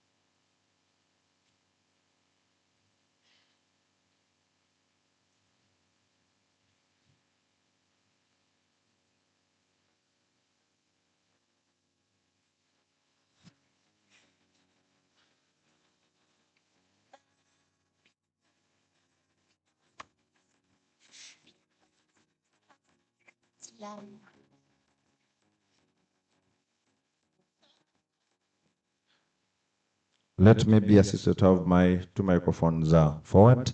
Let's be honest, that appreciate our previous speakers who have told us why they think they are ready for employment and work. Please make sure you stay around to witness a gift session to see whether your name was captured somewhere as you are presenting. And we cannot, why we all come here and why the different companies have to come here and speak to us, but most importantly, why KyU is here, it is to answer this question. What does industry look for in today's graduate? Which some we've shared, but I will take the opportunity and honors to invite the different persons to join us on the panel so that we can have this fruitful discussion. Already on the panel is the head HR, Mr. James Walusimbi. Let's once again put hands together to recognize his and appreciate his time that is gracing us with. And that is none other than Head of Sales, GWM Brand Isaac Hakiza. Thank you so much. Let's put our hands together to recognize and appreciate his precious time as we get into the panel. And then from the academic world, ladies and gentlemen, none other than our one and only, the head mechanical production engineering, that is none other than Dr. Maureen Nalboa. Let's put our hands together as we request that she steps up front. Our HOD does great to make sure that at least we receive the best skills and knowledge that we desire and require. Once again, let's put our hands together to welcome Dr. Maureen Nalboa onto the panel. And it is that same manner and spirit that I'm going to request that with me, you welcome our dearest lecturer, that is none other than Mr. Tony Kajimo, to join the panel. Thank you.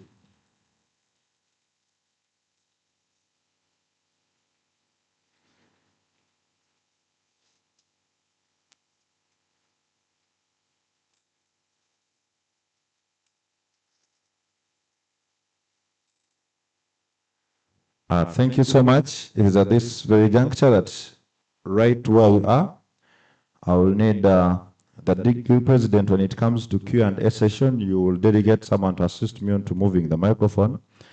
And now I am going to request, let me have my microphones back, please, here in front. If you know you have my microphone right behind and one is with the president right here, let's get them in front. The welfare team, let's have our refreshments served, and then also we can then serve lunch. But I think we're given sweets. Sweets are enough for us. I thank you. And I think those who came early managed to receive refreshments, right? Someone who did receive a refreshment? You did not. So the welfare team, let's have our refreshments, because in a few we shall close this off. And then for the next moment, I'll request that let us not miss any opportunity for where we have a student that deserves a prize or a gift. Let's jot that. Thank you. Let's dive into the panel discussion.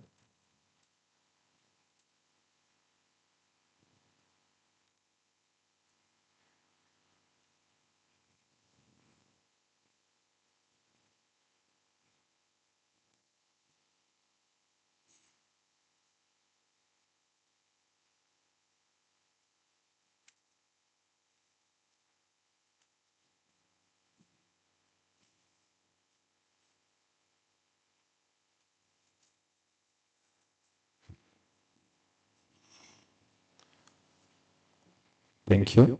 Thank you, technical team. Let's put hands together to appreciate the technical team. I was crucified for calling them DJs, and of course I apologize, and now I have grasped the new term. IT team, technical team. Thank you so much. Ladies and gentlemen, it's very many years that we go to school, but do you realize at the end of the day, regardless of how many years we spend in school, the end goal is what? Is it money? Is it to achieve our dreams?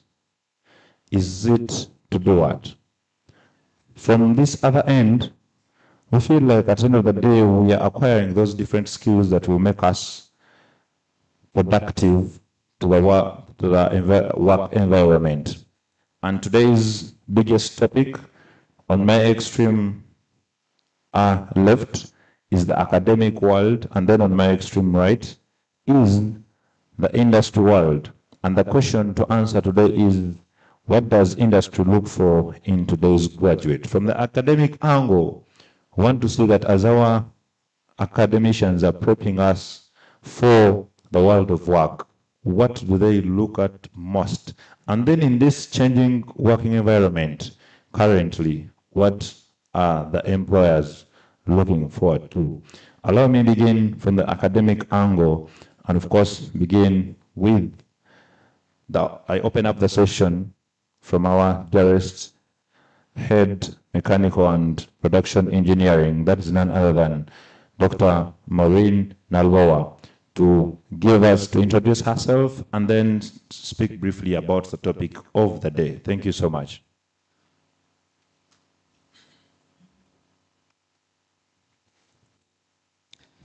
Thank you so much. My name is Dr. Maureen Naluhoa Sempija. I am the head of department, Mechanical and Production Engineering. And just to add on to my voice to what we've been hearing since morning is to appreciate everyone that has managed to make this day happen. Going straight to what has been asked, what is it that the world is looking out for the graduates after here? Of course, there are quite a number of things that they look out for. And as an institution that has a vision to equip our students with knowledge and skills, we even go beyond that. But just to mention a few, just like some of our speakers have said, there are quite a number of things, but as an institution, for example, from the engineering perspective, the market or the industry is looking for the competence that our graduates are having. And here we're talking about the practical competence. For example, if we're talking about double Q in an engineering setting, what is the knowledge that this student has practically? The hands-on, you know? There are tools that are used practically, for example, in an automotive setting.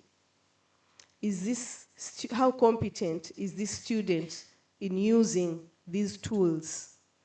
For example, WQ is an automotive industry, and we train our students practically. I remember some time back, there were students that were taken to Total Energies to do industrial training, and later they wanted to take them on as graduate trainees, but they had to go through an interview. So they had to give them a car, they put the car there, and then they gave them a scenario of changing the tire of a car. So you see, that's a practical competence that is expected from you as a graduate. Are you able to use the tools rightly and correctly when you're carrying out the task? That's the practical competency. Then we can also talk about what has been said so much here, the soft skills. These days, even when we are having our meetings at the department as staff, we always emphasize, because we have got comments from the industry, and you have heard, you've heard that one of the biggest problems is the discipline. So we always tell our lecturers that we have to emphasize and go beyond teaching the practical competency, the knowledge and skills, but then also we equip our students with the soft skills. I'm sorry, but let me give this example. When we're having the orientation of the first years, it recently reported, we had an orientation at the department, and we're orienting the first years. And one of our colleagues, I will not mention his name, but when I talk about it, all the students know. He said, I don't expect any student to come for my lectures putting on what? Nigina. Actually, when people were entering, when students were entering in there, I was standing there with some of my staff, and they said, once you see people that are putting on niginas, those are not from engineering, those are not from mechanical. So we go ahead and train our students the soft skills of how you conduct yourself, how you speak. For me, you can't be in my lecture room and you have a cape on. Of course, this is okay. You can't. You have to take it off. So these are also expected. We shall hear from HR and the other people in the industry. There are certain things that they look out for. You have come for an interview and you're not dressed smartly. When we are having our presentations, for example, for the students, they are presenting their research. We always tell them, you must come when you are smart. For the masters, we actually tell them, the guys put on a suit, you know? So we don't expect you, the industry doesn't expect you to go for an interview and your first appearance is awkward. That is also something that, you know, first impressions last long. Then maybe lastly, I'll talk about the professional conduct. We also actually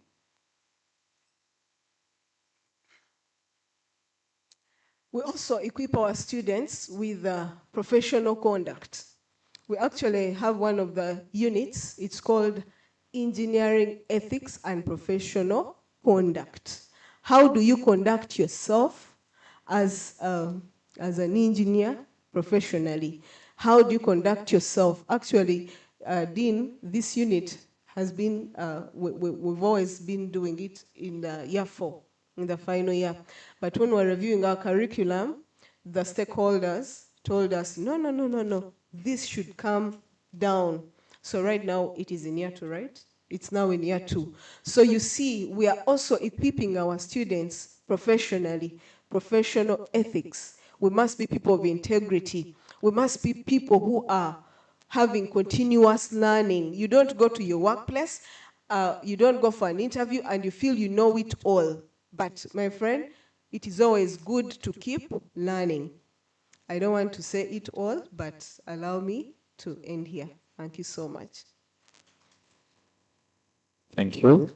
Once again, a better round of applause to our HOD. Thank you so much. And then it is from that angle, manner, and spirit that I want to have it from my extreme right. We shall begin with Mr. Isaac Kiza to introduce himself, and from the world of him as a salesperson, what he looks forward and what he would advise that a graduate should have and possess. Thank you.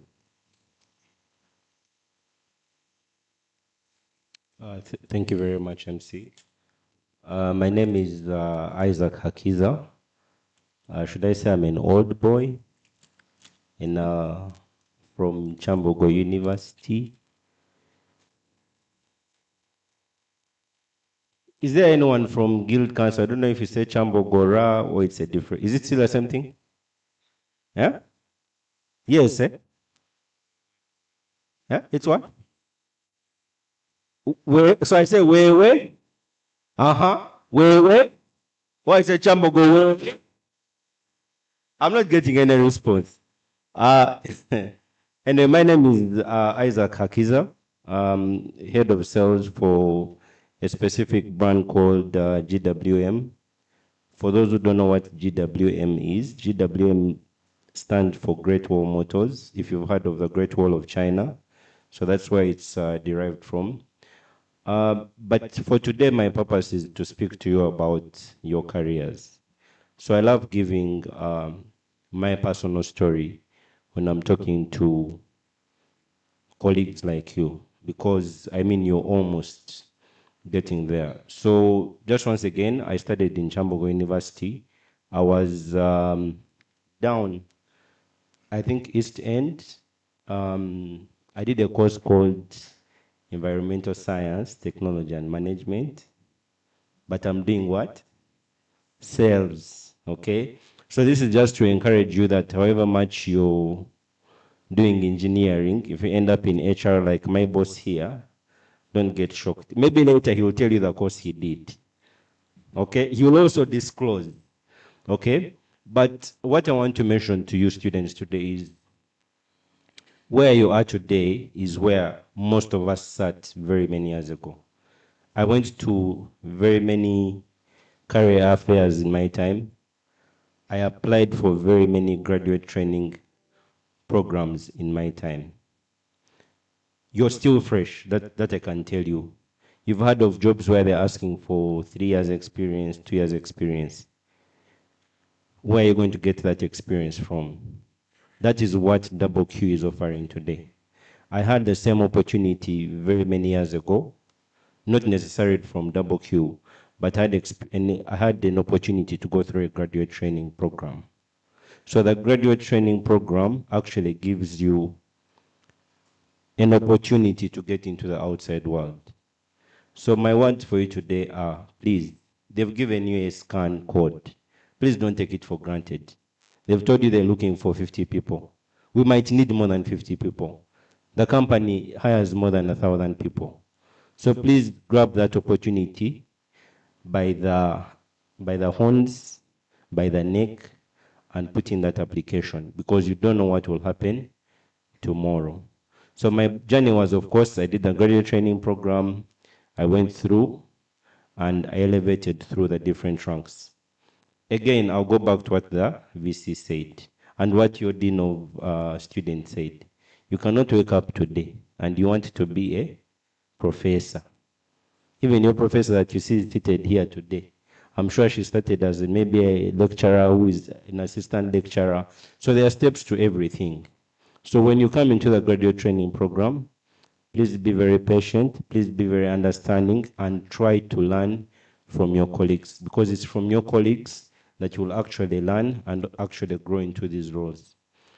There are students who are always worried that us, the people who are in the positions we're in, we're not willing to release information because we are scared you'll take our jobs. I can guarantee you that at Double Q, that is not going to happen. And everyone that comes in through our gates, there will be someone who is willing to teach you so that you can learn and acquire. Because in Double Q, there is room for growth. When you come in as an intern, as a trainee, you have room for growth. If you actually speak to most of the people today from Double Q, they will actually attest to you that they have actually gone through the different ranks. I think from my side, that is all I have to say. Thank you. Thank you so much. From environment to what? That is what we call the world of work. That is what we are here to listen to. You get it? And then it is, without wasting time, in that order and manner, I'd request that you assist me pass over that microphone to our next speaker, who is none other than our lecturer, Mr. Tony Kajimo, to introduce himself and discuss to the same topic. Thank you, Mr. Kajimo. Thank you very much.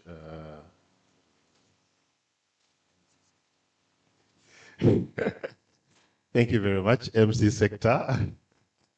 I'm Tony Kajimo Kawoya from Mechanical Department. I can see most of our students are around. It's very good turn up for the numbers are very good.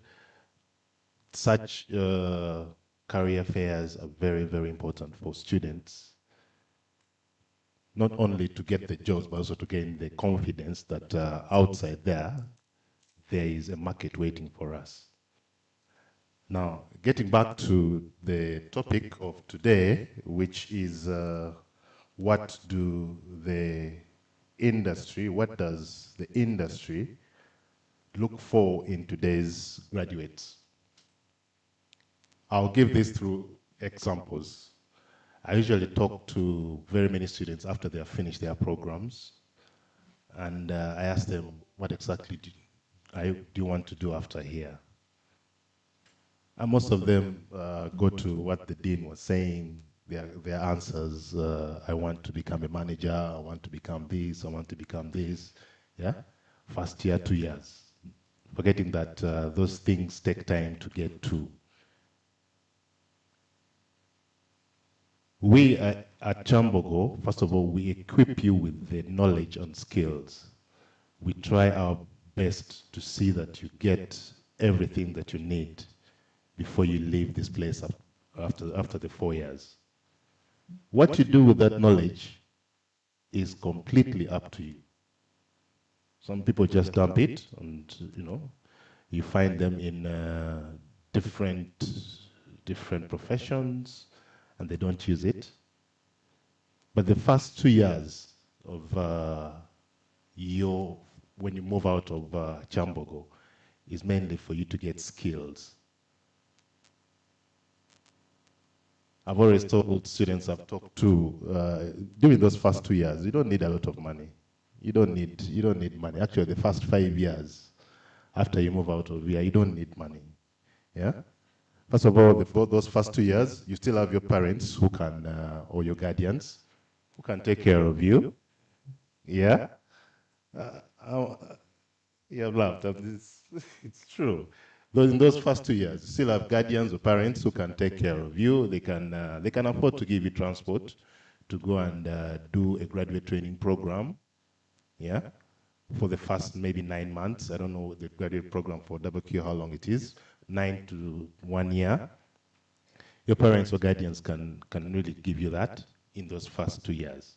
After the first 2 years, your parents will be like, now start taking care of yourself. That's when you start to hear things like you're not supposed to be renting and moving on with your life. So after that, if you wasted these first 2 years without getting the skills, where are you going to be? Yeah? Get to these programs, like graduate programs, get the skills. Everyone needs a person with a skill after they have been trained. If you don't have any skills, you're useless to any company.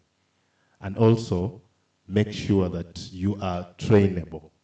You are trainable. You have that urge to learn. There are people we have placed in places or we have sent to places, and the response they give you is that, this guy you sent us, he just sits down and is on his phone all the time. He doesn't do anything, doesn't ask any questions. When you're outside there, these guys in industry, they look for how eager are you to learn a skill.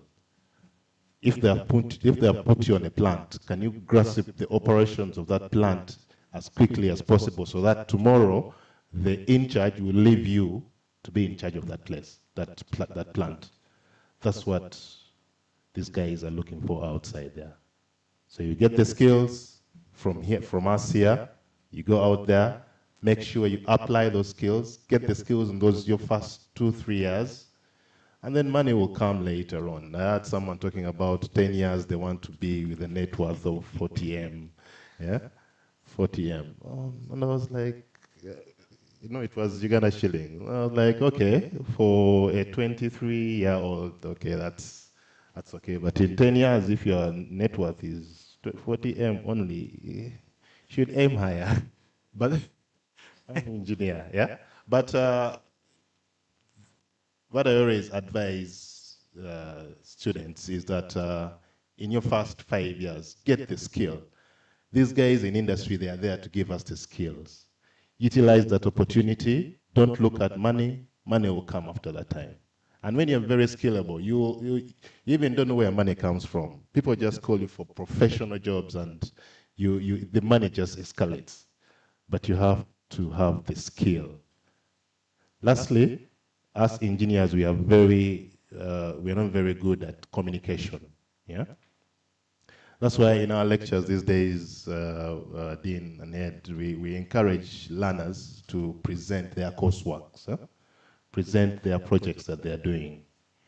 People in industry, they expect you, they give you a task, and at the end of it all, you have to come and present what you have learned or what you have done.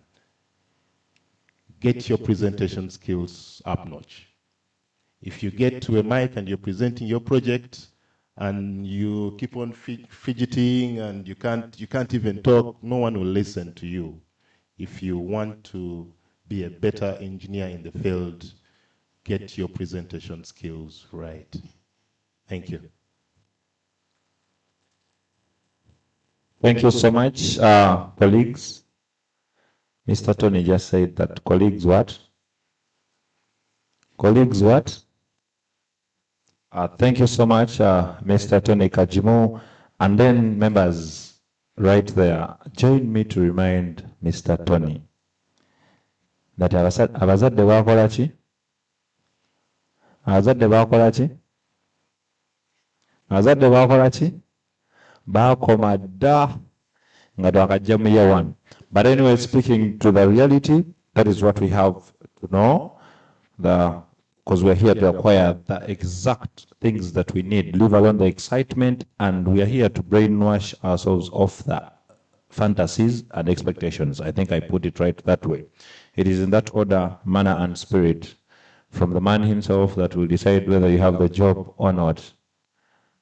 Please, when you go to him, I always, as a communicator, I tell people that when you smile, your other person you're communicating to smiles. When you wear a gloomy face, you wear a gloomy face. It may not be so easy to impress while in an interview, but please smile to them until they can smile. Let's get on together to welcome the head HR, Mr. James Olusimbi, to speak to the topic. Good afternoon, ladies and gentlemen. So in my previous speech and from the speech of the Vice Chancellor, we already alluded to the fact of those particular things that we're looking for in the industry, but I'll shed more light on a few of them.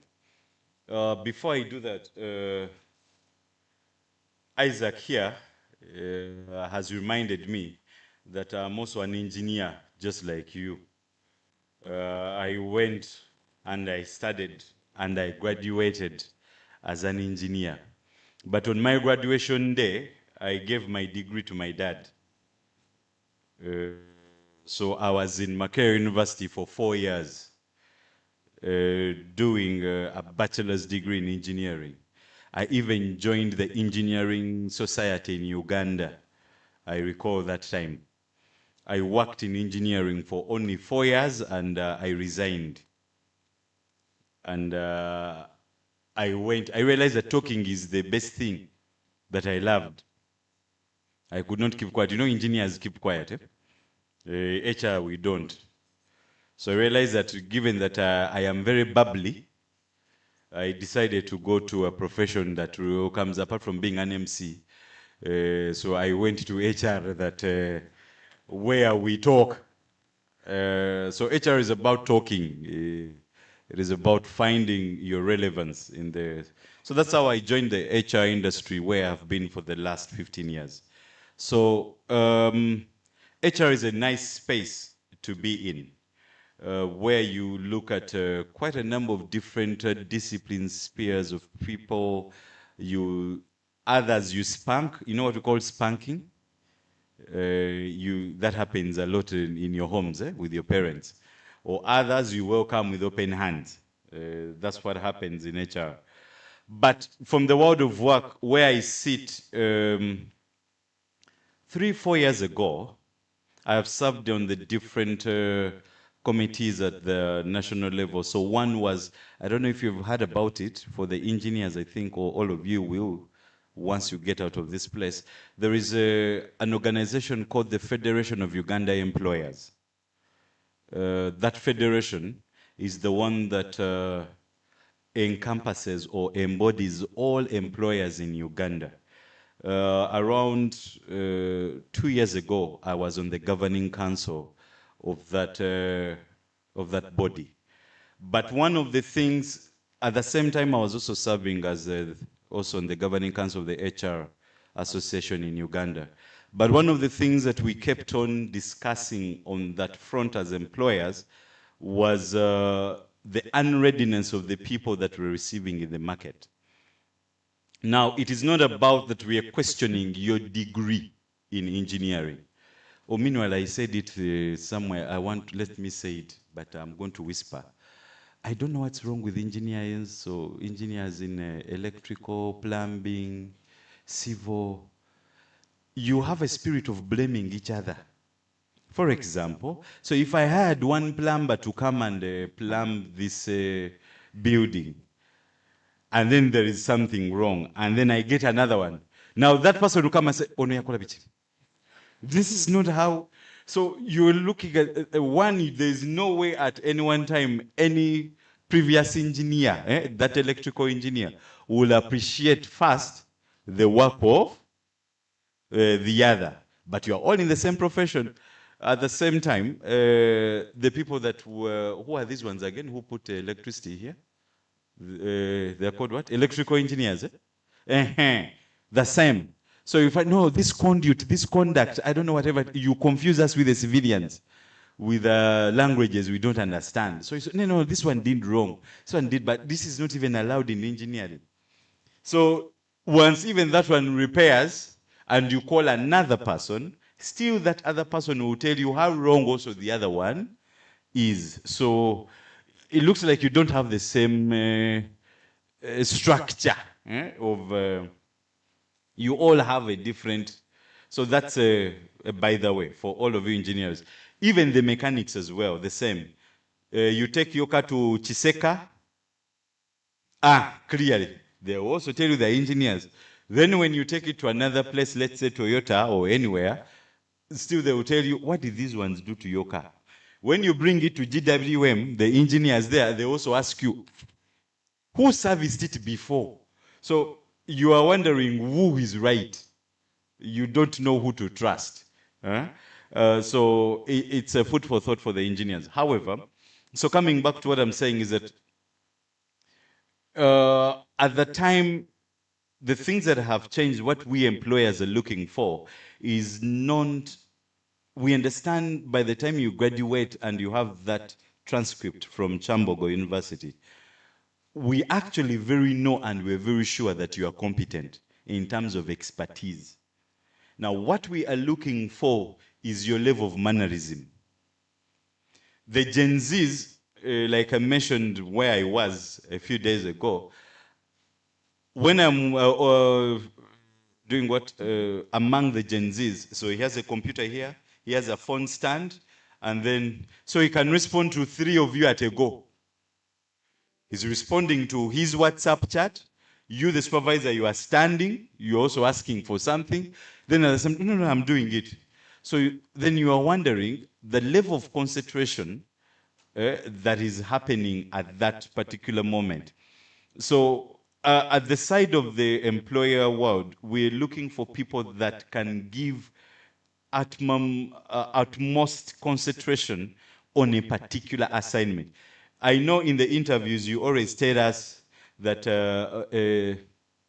Lynette, what is that word? They use the I can work under minimum supervision and I am what you call versatile. Muleta oluzungu lungi in an interview when you've Googled. Meanwhile, you bring AI answers to an interview. So you the night before you cram all these answers and you think those are the questions we're going to ask. So you say words, and then I ask, what does the word versatile mean? You say, that one, I think it is like being versatile. Like you've not even explained it because you crammed it somewhere. We're looking for people that you are. One musician said, "You are you." You are you. Let me use that language. You are you. You are yourself. You don't change. You don't copy what you don't have. But also someone that is reliable. At Double Q we have employed, I've been telling your dean, that at Double Q we have employed quite a number of people from Kyambogo. Now that the Vice Chancellor is not here, so let me say it. But I've fired most of you, unfortunately. The reason is that, yes, I give you the job, but then I have to fire you again. Why? You're given a job, a week after you don't turn up. The day you are hired, you work for only 1 week. That has happened for most of the people that come from Kyambogo, for most of the people that come for internship. Your internship is always around, what, 3 months?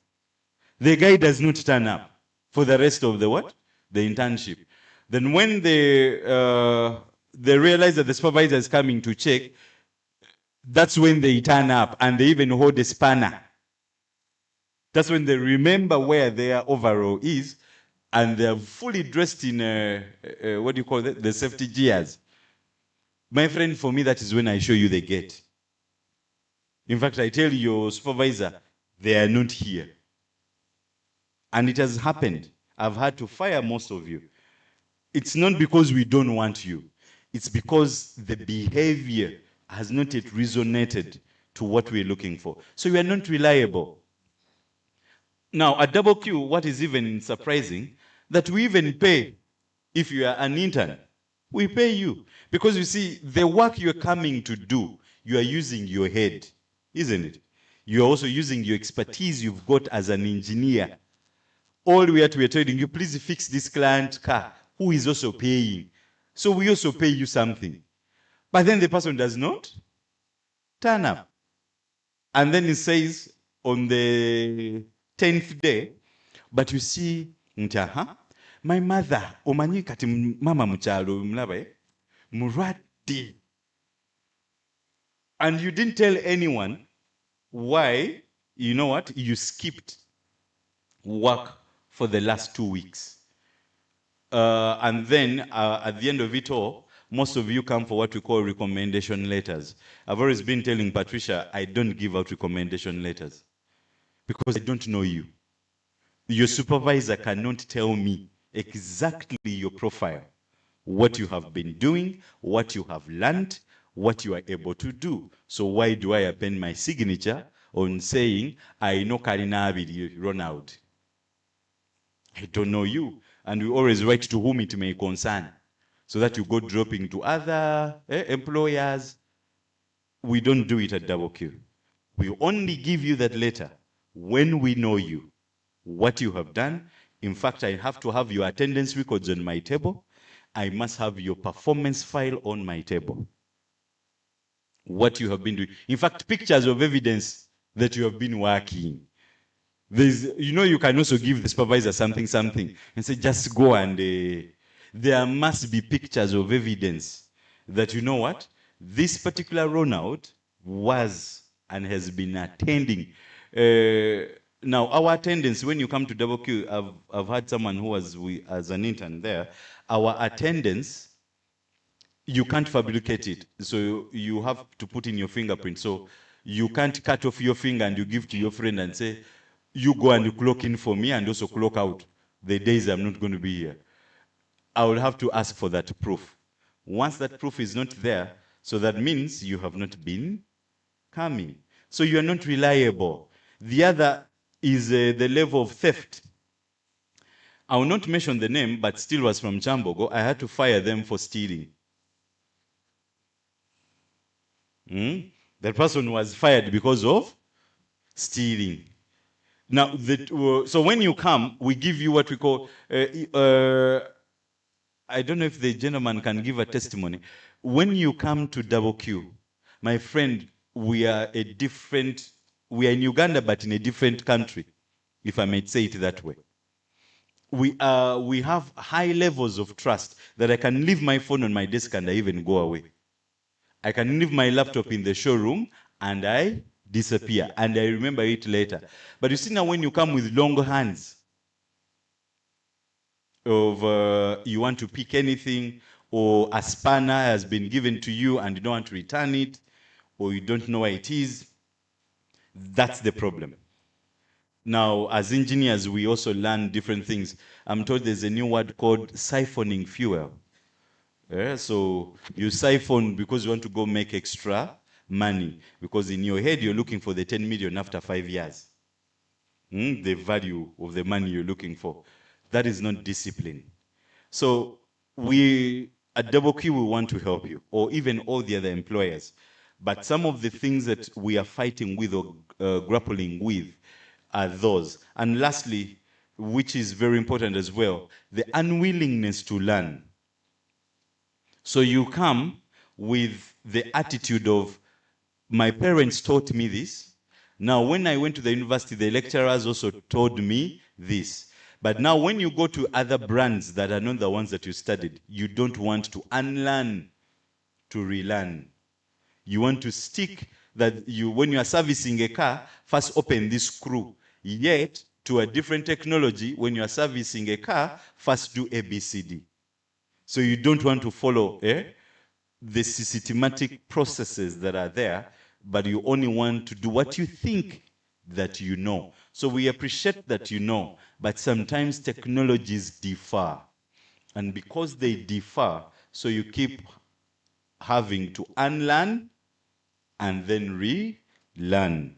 All right? So it is very important that when you come, please be sure to unlearn and then relearn. I have just told your dean, when I was discussing the MD, that we are willing to give Kyambogo University an engine of Sinotrack for you people to study, and we are going to give it. Now, once you do that, it's because the technology you are studying now is different from the technology we have. So we will give you the engine of a Sinotrack, the engine of an XCMG machine, the engine of a GWM vehicle, for you to learn, because they are different technologies. So once you learn, then you can quickly fit into our space of what we're doing. Lastly, AI. Most of us do not want to embrace the technology. Is here. Okay. I'm told this is the next topic, but let me give a brief. I don't want to assume that most of us don't want to know that technology is here. Unfortunately, I don't know why. When we were visiting, the students didn't come. The cars that are outside there, most of them are electrical. Most of them have different technology, which maybe you have seen or you have not seen. So I implore you, please go and have a look, because they already have inbuilt AI models or agents, if you want to call them, that you don't have to put up your mirror. You just command it and the thing will put up the mirror. You don't have to tap SC, just command it and the thing will put on the SC. You don't have to tell it to drive, the thing just tell it to drive and it will drive. So once you come and you're repairing such a car and you don't want to embrace yourself with learning, then you'll be totally disconnected from our world. You will only be in the world of Kyambogo. You will not be in the world of the employers. I thank you so very much. Thank you so much. After what the head HR has promised us, that cannot be enough round of applause for him. Thank you so much, dearest HR, and also the entire management of Q. At least now, indeed, the MOU is working, the partnership is working great. Before the Dean can leave us, I request that you allow me to bring our dearest Dean into this next topic of discussion. Each of us will have 2 minutes to take this on. And it is the biggest question in any environment. I think us as engineers or students, we are worried, though I don't really think we have to worry. And can the panel please make us not worry on this topic?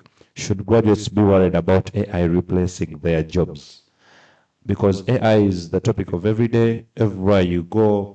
For those who are into in the academic space, then you do your work and then they tell you you used AI and you can't prove, they also can't prove, but it's an assumption. So from starting with our dearest Dean, that is Professor Charles Anyeta, let's digest and give our students confidence. Is AI replacing and taking our jobs or it's not? Thank you so much, Dean.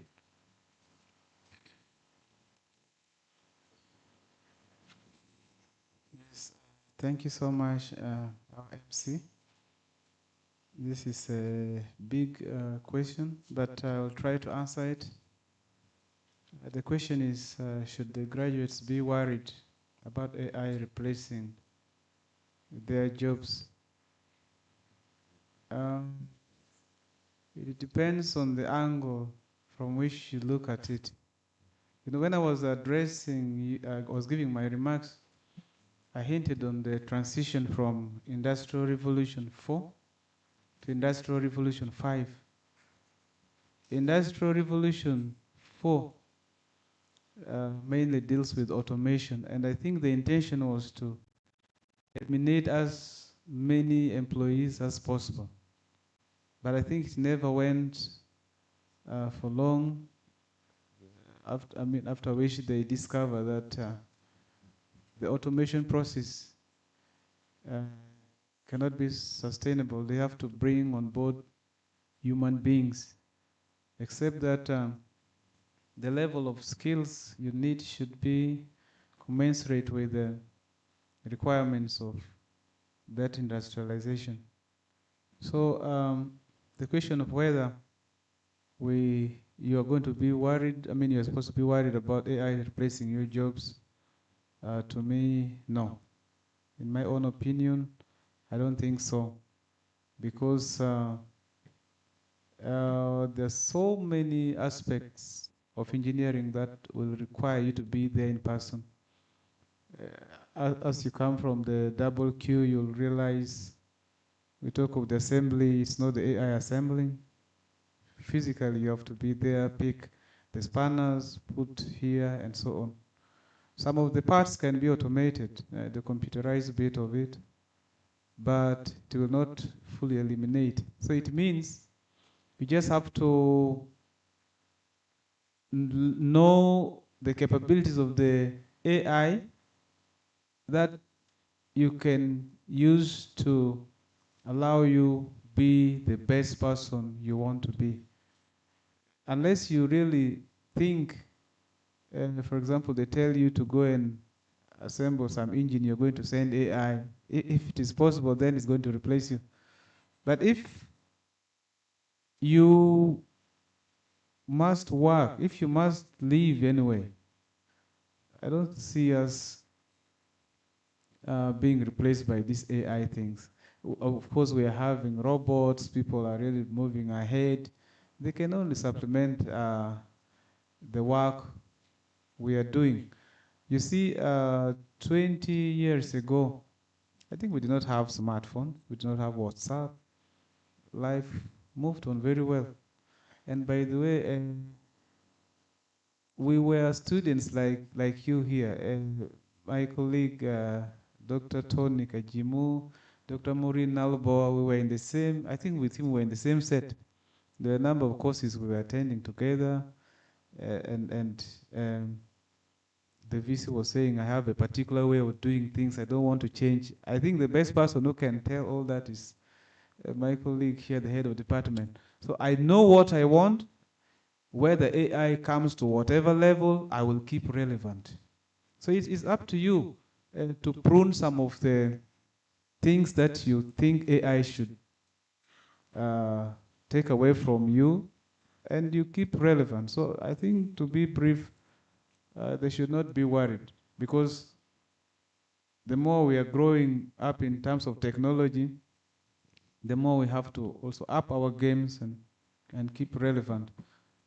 I wanted to also hint on what the HR was saying. Some of the students are thieves, some of the, I don't know, maybe those are the ones that the AI should replace. Yeah. But some of these things are inborn.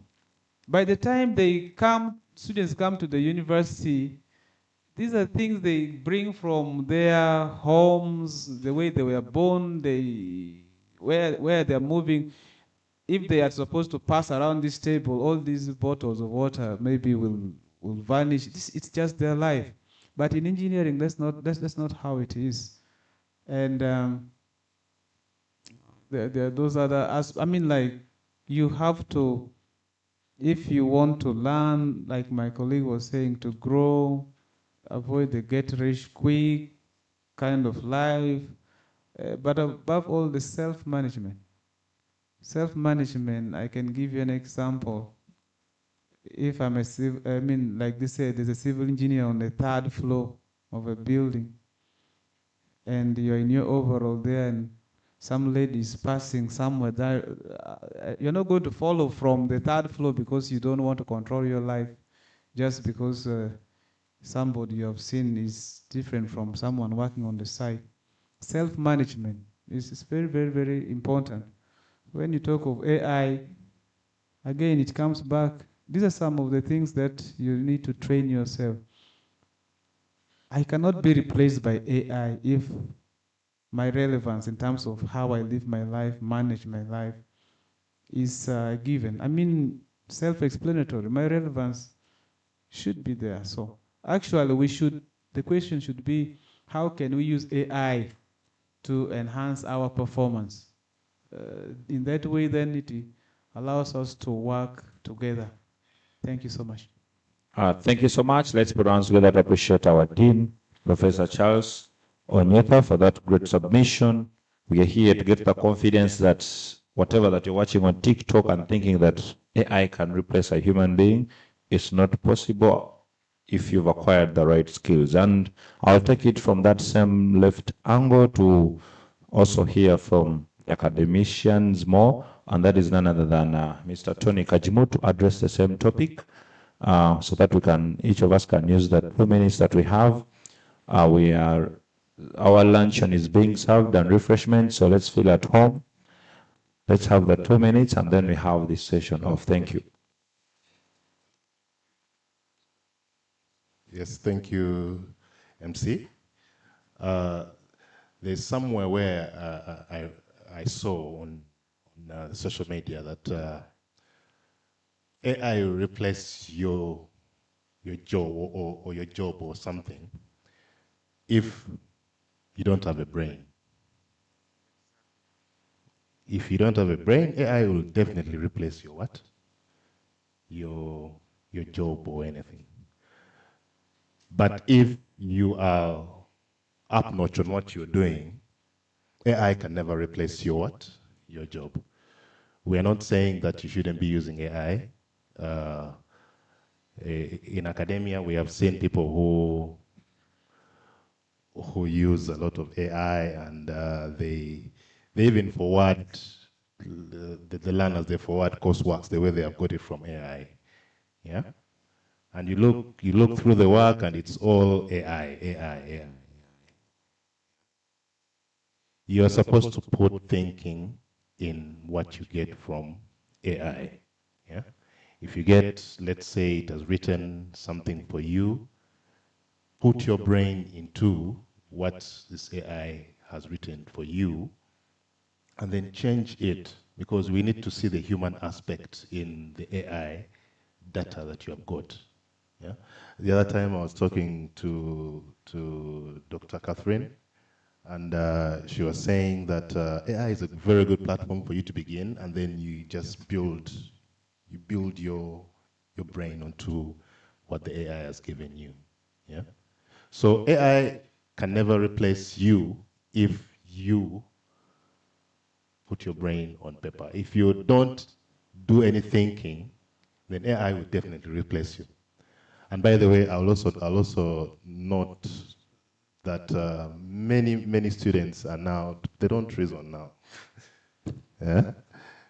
You give them an assignment, and then they produce AI to you, and then you ask them what is the assignment about, and they can't even explain what's on the paper. Yeah. So you guys who are here today, don't be like that. When you get something from AI, make sure you understand and put your intellect into it. Don't only rely on AI data that it has been given. Go to books. There are a lot of e-books. Look through it. Is this correct? If it is not, change it. Yeah? Because there's a lot of bullshit that comes from AI if you don't know how to use it. Thank you. Thank you so much. Let's put our hands together to appreciate Mr. Kajimu Tony for that great submission. We inform you that we are going for the exhibition. That was for the VC, and then for us, we have to go and ask all the questions that we have and we want. When we go for the exhibition, please let's make sure that we do that, and then also make sure that you scan that QR code to submit your details. In this manner and spirit, I'm going to the field that I know cannot get affected. I don't know, maybe let's hear from the expert, but the field I am sure cannot get affected, and that is marketing and sales, but rather AI would just be of great importance. Let's hear what Mr. Isaac Hakiza has to say about this topic. Thank you.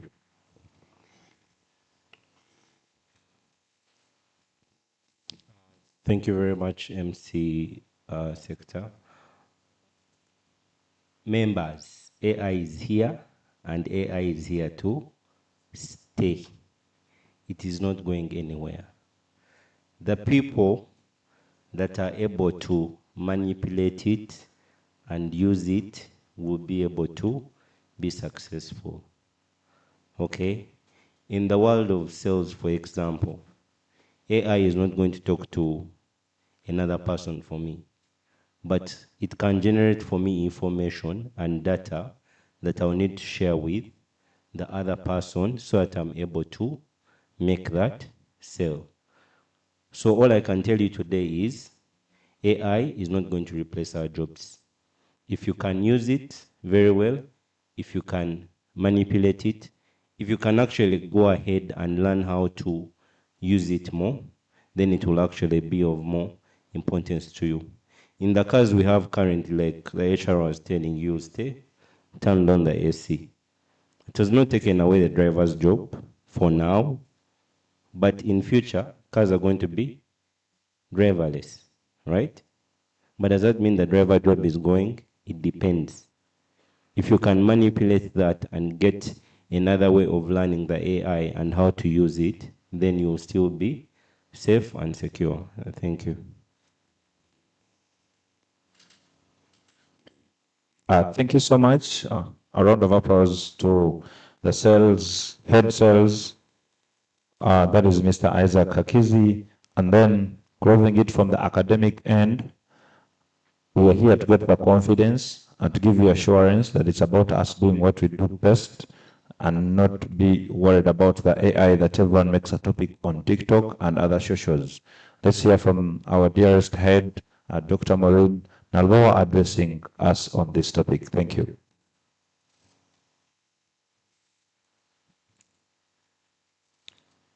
I remember years back when we didn't have smartphones. I know of someone, one of our relatives. She was well grown in age, and they wanted to buy for her a smartphone years back, not now that there are so many. And she said, nze sagala they call them kuseereza. I don't want. That was some years back when the smartphones had just come. Later, she's the one who said, I need a smartphone. You ask yourself, why? Again, I know someone, again, another relative. The children wanted her to have a well-furnished kitchen that is up to date. And they wanted to buy for her an oven that uses gas. And she said, no, no, no, no, no, no, no. They actually wanted to buy for her an oven and also a microwave and a pressure cooker. Then she said, I remember that pressure cooker, it burnt some people somewhere. I said, no, no, no, no, no, I'll not. As I speak now, she's having gas, she's having a pressure cooker, she's having all the gadgets that you can think of having in the kitchen. Recently, she's now even having an egg boiler, where you just switch on and the eggs, you know? What am I saying? Like the way the sales person said, these things are here to stay. What I can say is that we have to learn how to embrace these things, learn them, and we use them with integrity. Thank you very much. That is it. Integrity is the key word in that element. And then another better round of applause for our HOD. Thank you so much, Doctor, for giving us that confidence. You know, we are exposed to too much information, but not informed. Yet in your days, you're exposed to too little information, but you knew too much. I don't know how it happens to be that way. In that same order and spirit, I don't know whether when we use our AI to do our CVs, then the HR also has to run them through AI to detect whether there is AI. But let's hear from the horse's mouth. Let's hear from Mr. James Olusobi, the head HR. Thank you. Ladies and gentlemen, AI does not replace your jobs. AI is used to enhance what you know. AI is just like any other computer. So you tell it what you want, and it will help you generate. What AI is doing is just that the work you would have done for 32 hours, it will just help you to do it in 5 minutes. That is all it is helping you. But it is not replacing your job. All right? So your main duty now as a student is, one, concentrate, learn as much as you can. Because once you interface with AI, you already know the output. AI is only helping you to get that output. It's just enhancing. In sometimes, actually, in the engineering aspect, it may not even get you the perfect thing that you want. So that means you'll have to tweak it many more times until you get the best result you are looking for. So AI is not here to replace your jobs.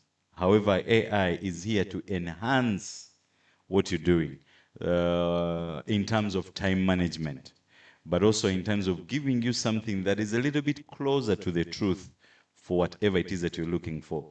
So when I mentioned earlier on that AI would write for you your CVs, that is correct. However, what it is going to do, it is going to ask you your personality.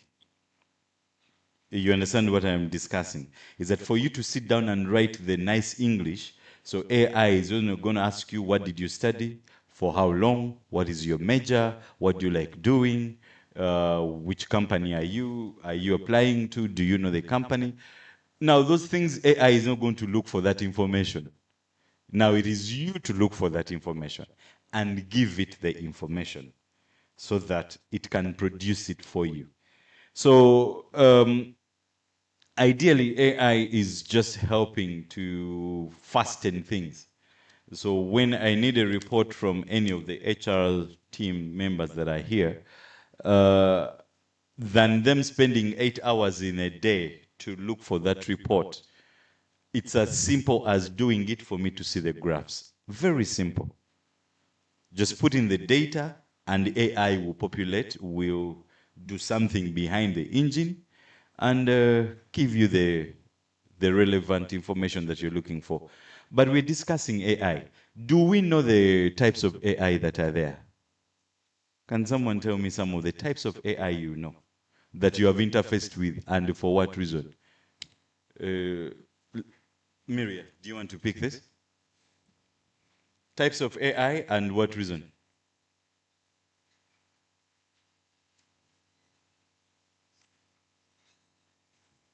Switch on.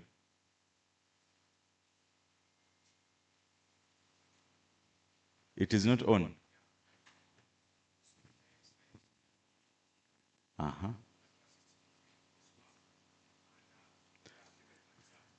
Okay. So he says ChatGPT. Uh-huh. Any other? Any other AI agent you know? So there's one ChatGPT. Do we all know ChatGPT? Okay. Another one? Yeah, I've always used Claude. Come again? Claude. Chloe. Uh-huh. Claude. There's Claude. Chloe. Yes, correct. Chloe. Claude. Claude. Yeah. Cloud. Hey, Chloe. Oh, okay. Uh-huh. For me, I used repeat and bolt.new. Come again. Which one? Repeat and bolt.new. Repeat. Yeah, I know boat, but I didn't know repeat. Okay, that's good. Mm-hmm. But there are some hands also on the other side. I think there is Gemini, which is good for research and Gemini, information. yes, correct. Gemini, correct. Some ladies. Ladies, you don't know any AI? Well, me, I use Notebook that is good for summarizing, let's say, notes for you. Yeah, thank you. Good. So people know. There's one lastly in the corner. I think they have not mentioned his AI agent.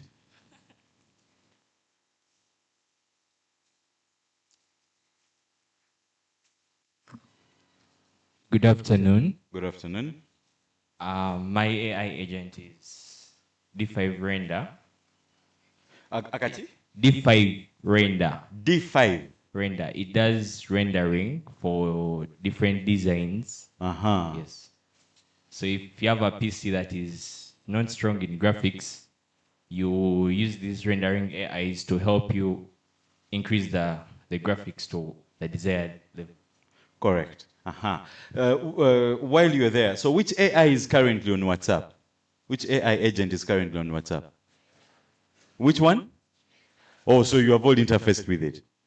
So you see how things are, changing. So you can ask it anything and it will tell you, give you the answer. You can even just type in,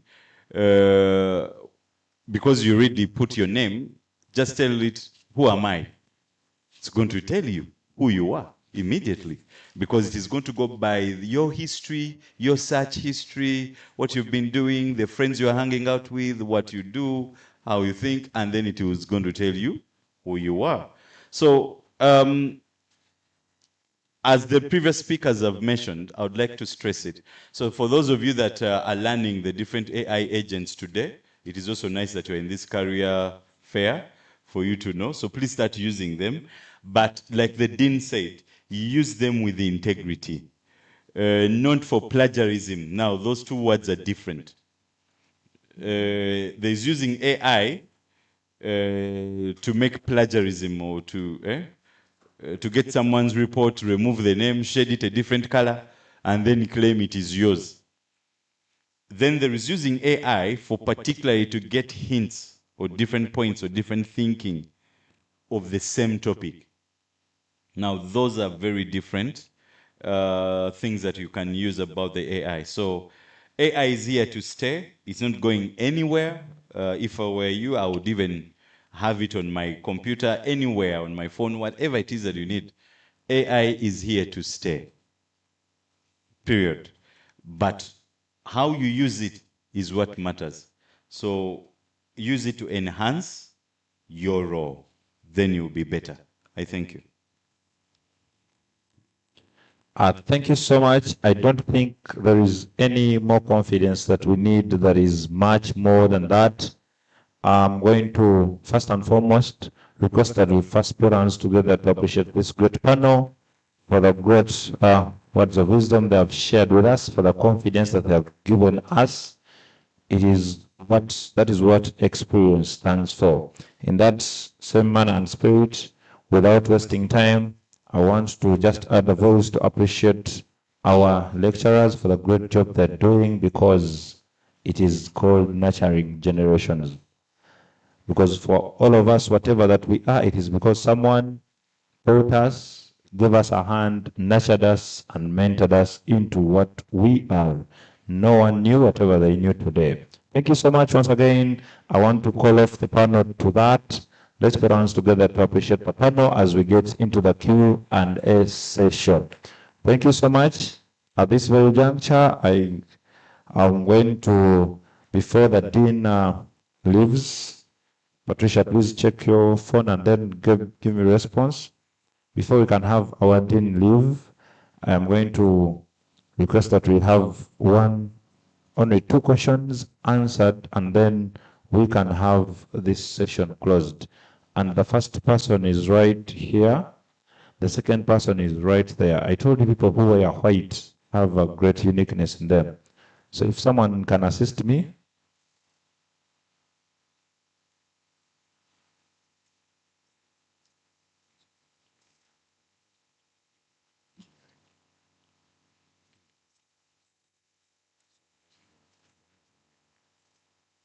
So I'm going to request that we have the first question. It is that gentleman should be the first. If anyone can let sorry, not the engineering president. If one of your colleagues can help me, not you, the president. I can't do that. I will not allow it. Someone should help me move the microphone. We have 2 questions and then close off this session, please. Be the first, ask your question, sir. Let's put hands together for this good gentleman. You can't put on white and disappoint. So, technical team, let me use this one. Let me have the microphones on. And then we have this session in just 2 minutes and close it off. The question and to who you're directing it to so that we can have clear answers. Thank you. Thank you very much. I am by name's Atiku Fahad. I would love to direct my question to the technical team. Anyone available from KyU? We thank you very much for giving us such an opportunity for the Career Day, and you've seen a number of brands that we have here. But while I was joining the engineering faculty, and particularly I'm doing mechanical engineering in my year 4, I had those big dreams to be a builder, to start these things. And all I've heard today is that you do assembly. And I would love to ask, what do you add as a Ugandan market? As our context is, we are a country with less than 50% paved roads. What do we have to add in design, in the development of these various machines that you're talking about? Or we are only here to be consumers of technology? Thank you. I think most of you would appreciate to be part of the team, not only assembling and using, but also doing the building and the design and all these things that we study in class. Thank you. Thank you so much. In the same spirit, I want to be organized and have other questions at once. The gentleman in white, is he the one sloping down? Please, let's move the microphones to where they are so that we can be snappy. We're going to have only 3 questions and then we can have them answered. Yes, please. Thank you so much. Good afternoon to you all. My name is Duncan Atwam. I'm a Year 4 student of Industrial Engineering and Management. My question goes to the Dean. Like they have been saying, the head of HR said it, the quality of employees you're sending to industry is not competent enough like they want. He mentioned about something, a quote of Alvin Toffler, that the illiterate of the 21st century will not be those who cannot read and write, but those who cannot unlearn, relearn, and be ready to learn again. So do you think you are preparing us to unlearn maybe what we don't know and adapt to the new things? Or we are learning just to be static, and that affects us? Another thing is about AI. AI is here to stay, it's not going anywhere. And the problem is when they talk about AI, it's like it has just come. Chess players, you know your favorite chess player, the greatest of all time, Garry Kasparov, he was beaten by an AI model, the Deep Blue, in 1997. So this thing has been here. There's nothing to worry about AI. And now my question again to the educators, to the dean. You mentioned it very well. We are going to Industrial Revolution 5.0. Even the 4.0 that we are in now, the automation. How many students of engineering here do you think understand automation to the dot? Even the industrial training we get is 2 months. Do you think I will master everything to do with automation in 2 months? It feels like we are consuming content of the 3.0 industrial revolution, but to be employed in the 5.0. So it feels like there is indeed a very big gap. You see, we have been talking about AI. All we know is the AI agents, but AI is too wide. There's generative AI, there's agentic AI. Where should we get this information? Or maybe, and I don't want to sound like we want to be spoon-fed, but throw some light. Let us understand what AI is. Because all we know is ChatGPT, that's all, which is wrong. And when we reach there, we find we are putting softwares of AI in the vehicle. You get shocked, yet you are proudly saying you are an engineer. Don't you think there is a gap? Thank you so much. Thank you so much. Before the gentleman can answer, the lady right there, stand where the gentleman is and you ask your question, because that gentleman is going to be the last person to ask his question. You specify who the question goes to. Thank you. Thank you. My question is going to the industrial sector. My name is Ainemba was Blessed, currently waiting for graduation. I've been doing a Bachelor of Business Administration in accounting.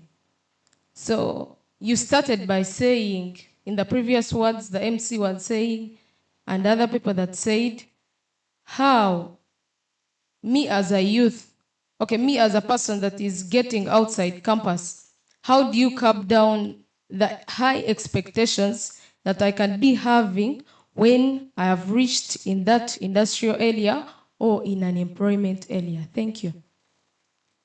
Thank you so much. Hope that question is so clear. Then the last gentleman, introduce yourself and ask your question briefly. Thank you so much. My name is Owamani Atamba. I am pursuing a bachelor's degree in mechanical engineering. So my questions, I have 3 questions. The first one goes to the technical team of WQ. Mr. Olsimbi, James talked about employing most Kyambogo students at the company. And at the same time, he said that it's the Kyambogo students that are sacked. So as a person, I got concerned. So he talked about the 5 core values of WQ, and that's trust, responsibility, integrity, customer-oriented, and teamwork.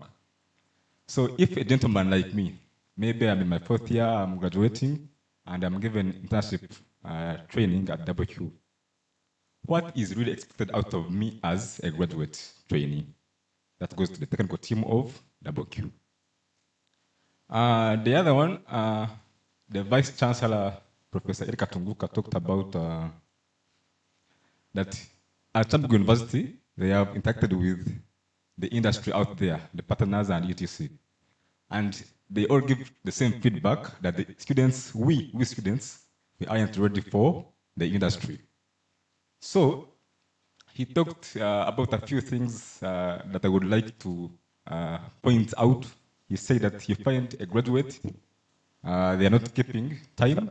You make sure you're using 30 seconds, because that's what my timer says. Thank you. All right. Whereby students are maybe, the boss says you have to put at 8 a.m. and the student is reporting at 9 a.m. and maybe failing the deadlines. So the question is, how can we best bridge the gap between graduates and the industry? And lastly, I'm curious about Mr. Olsimbi. He said he did engineering and now he's doing human resource. Same to this gentleman, he said he studied environmental management science and he's into human resource too, if I'm not mistaken. Sales. Sales, rather. What motivated you to change from engineering or your course to human resource? I beg to submit. Thank you so much. Thank you so much. You can help me place the microphone right there. I am very sure that now that we've had our sumptuous lunch, we have too much energy to run very many questions. But if you don't mind, my role is to make sure that we keep time, because we have to go for the exhibition and have all our technical questions answered. So I'm going to request that at least we each use a minute and 30 seconds to answer the questions that have been addressed to us, and that is beginning with the dean. Thank you so much.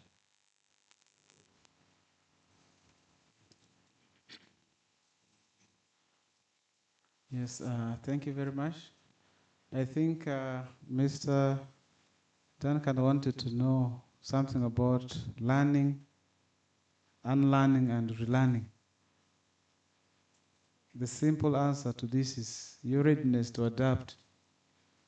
Because I said we are in a changing world where things of 20 years ago are not the same now. And I think in 5-10 years to come, there will be different. So you don't need to get stuck on what was 20 years ago, and your ability and readiness to adapt to the changing world is what you have to embrace. And in the classroom, you're not going to have a particular course called adaptability or something, but it's really part of the learning that you have to embrace. The second question was about how many students understand Industrial Revolution 4. I want to assure you that it's not that it's from Uganda that the Industrial Revolution 4 started. I think the pioneers of this Industrial Revolution 4 strategy was in Germany. but some of the top countries utilizing this, example Korea, Japan, I think we are far from there. If you think we are talking about Kyambogo University students, or if you think we are talking about Uganda, I think we are really far from there. And to answer you, I think you don't need to worry about yourself, thinking that when you come to the university, we just have to only teach you Industrial Revolution 4 or something the whole time. We have guided design of programs by the National Council for Higher Education as a regulatory body for these programs we run. And the programs are designed in a way that we have balanced components of the things you need as a typical engineer. And every after 5-year cycle, based on the emerging trends in technology, we have to revise. We have to revise them. So when you talk of whether you know this Industrial Revolution 4 or not, what we give you can provide you with the basics, the fundamentals that can allow you appreciate, for example, automation. I don't know what course you're doing, but I don't know what course he's doing. There should be some industrial engineering. There should be something to do with instrumentation, automation, to some extent. But they just lay foundation in a way that you can add on from there. By the way, you see this thing called AI, you will find the extent to which I am so good in AI is different from how he's going to apply it. So you pick what is relevant, but you just need a foundation, a starting point, which I think in our programs we are providing, and I'm very sure we have catered for. Even in the revised version, I think the National Council for Higher Education was supposed to have their council sitting in this August to give us accreditation letter for the revised versions of all these programs, for which I think even verification facilities was conducted on, I think, 12th of February 2026. These things are catered for, but don't be surprised when you don't see like the entire course is Industrial Revolution 4. No, that's not what it is. And these are things of highly developed countries that wanted to really come up with robots to replace, but we are far from there, so you don't need to be worried. And in any case, you're not going to work maybe there. If it's a God's arrangement, you're going to work here. So you can just have the basics and build them maybe from there. That's what we are doing. Thank you very much. Thank you so much. Let's, of course, I don't know why it has to be that all the most brilliant gentlemen you'll ever meet in this world are very calm and relaxed to the maximum. A very big round of applause to our dean. Very straight to the point, very calm. And then in that manner and spirit, I'm going to hand it over to WQ, that is the HR and head sales. But it is going to be, I think I'm going to find it very wise to have the head of sales to first, in just that 1 minute, explain what inspired him to cross and leave that big element of environment and then cross over to sales in the same spirit. That's where our head HR will also begin from to answer the questions that were posed to him. Thank you so much. Let's mind so much about the time. Thank you. Thank you very much, MC Sector. I will not take so much time. I'm not a big talker. So they say salespeople are big talkers, that we talk a lot. But like I said earlier, I got a similar opportunity to have a graduate training where I was called. So I was given an opportunity to do a transition, to train in different areas. But out of that, I actually picked interest in sales. There's something MC Selector talked about earlier, but you people are not bothered. Even HR asked earlier that how much money would you want to have? You are not bothered. But if you want money, come to sales. So what I'm trying to say is I was just passionate about sales, and from my experience, I can actually sell anything. I didn't start with selling cars. I actually started with selling trees because I was an environmentalist. So if I'm to tell you my whole story is a whole long story. If you want me to share my different experiences that led me to where I am, I can always share. But that is what pushed me to sales. Then I want to respond to the gentleman in white. I think he's also in the mechanical engineering. You're asking something about the local assembly we're doing versus the design.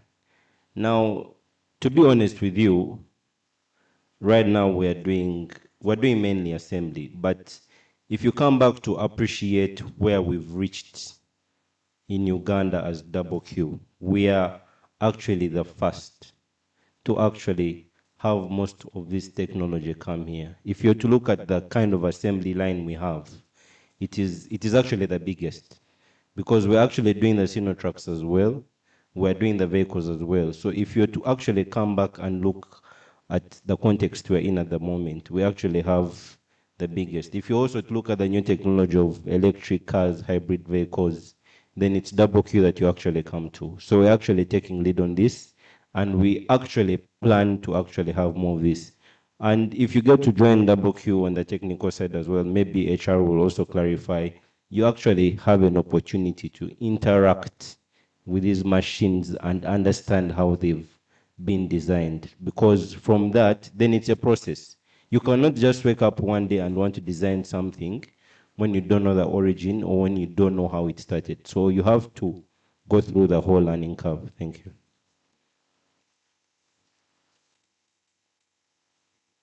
If you want money, you go where? Let's hear from the HR. Thank you so much. A round of applause for Mr. Isaac Kakiza, the head sales. Why I joined HR from engineering, I don't know also, but I think I found myself there. Those of you that had my first response, I said, I love talking. And in engineering, we don't talk. We do. We produce. Now, the kind of engineer I am a networks engineer plus a what? Forgotten even what they. There's a networks, and also now there's a new term that is given to them, is a portfolio. Is it portfolio? A topography, yes. A topography engineer, where you come, or even sometimes they call them requirements engineers. So where you come and in this building you want to install some fancy IT gadgets, that's who I am. So either install it or even do the requirements engineering. But very many years ago I left, so now I don't know what's trending. I know what is trending in HR. Because it's passion. He has just mentioned, Isaac has just mentioned, it's because love of money. For me, it is about passion. Passion leads me to where. So the next time you see me, maybe I will not be here as an HR, I might be here, I don't know, as a farmer. It is passion. It is passion that will lead me to whatever it is, then money follows me. Yeah, so that's the reason why I changed. But that doesn't mean I don't practice my engineering skills. I do, when mostly I'm called upon, or when there is need, so I do. But it is passion, everything you do. So if you also want to be an engineer and grow into the different levels of engineering, apart from the academics, please ensure you are passionate about that you're going to do, that you are studying. If you're not, then you, unfortunately, you'll be wasting time. Okay, so to the other, there's someone who asked, how do we cut down high expectations from the industry work? Reduce anxiety. I felt like when the person was asking that question had a lot of anxiety. The expectations are very simple. Be yourself. You know, it's as simple as that. Just be yourself. Different companies have different cultures. Just like when I come to your home, I don't know if it still happens in the different homes, that you have a cup for the daddy, you have a chair for daddy, right? So if a visitor comes, That cup, that plate, that chair, you don't see it. Unless otherwise, because they afford that, it's a culture, isn't it?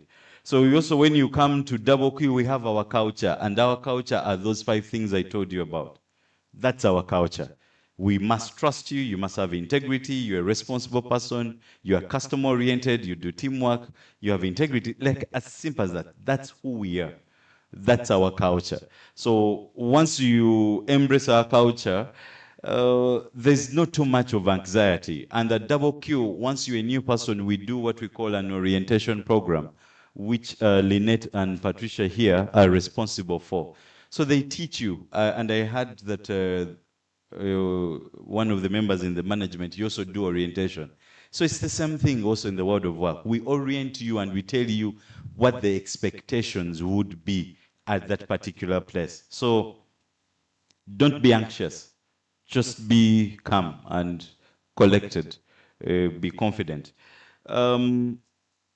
Expectations of a graduate trainee at Double Q, they're the same. The expectations that we have in you is to deliver what you think you learned, but also is to uphold the culture of the organization to its highest. Just the culture of the organization is what is important. So those are our expectations. As simple as that. The expectation is uphold the culture of the organization to its highest. How do we bridge the gap between the industry and the academia? We have just done so.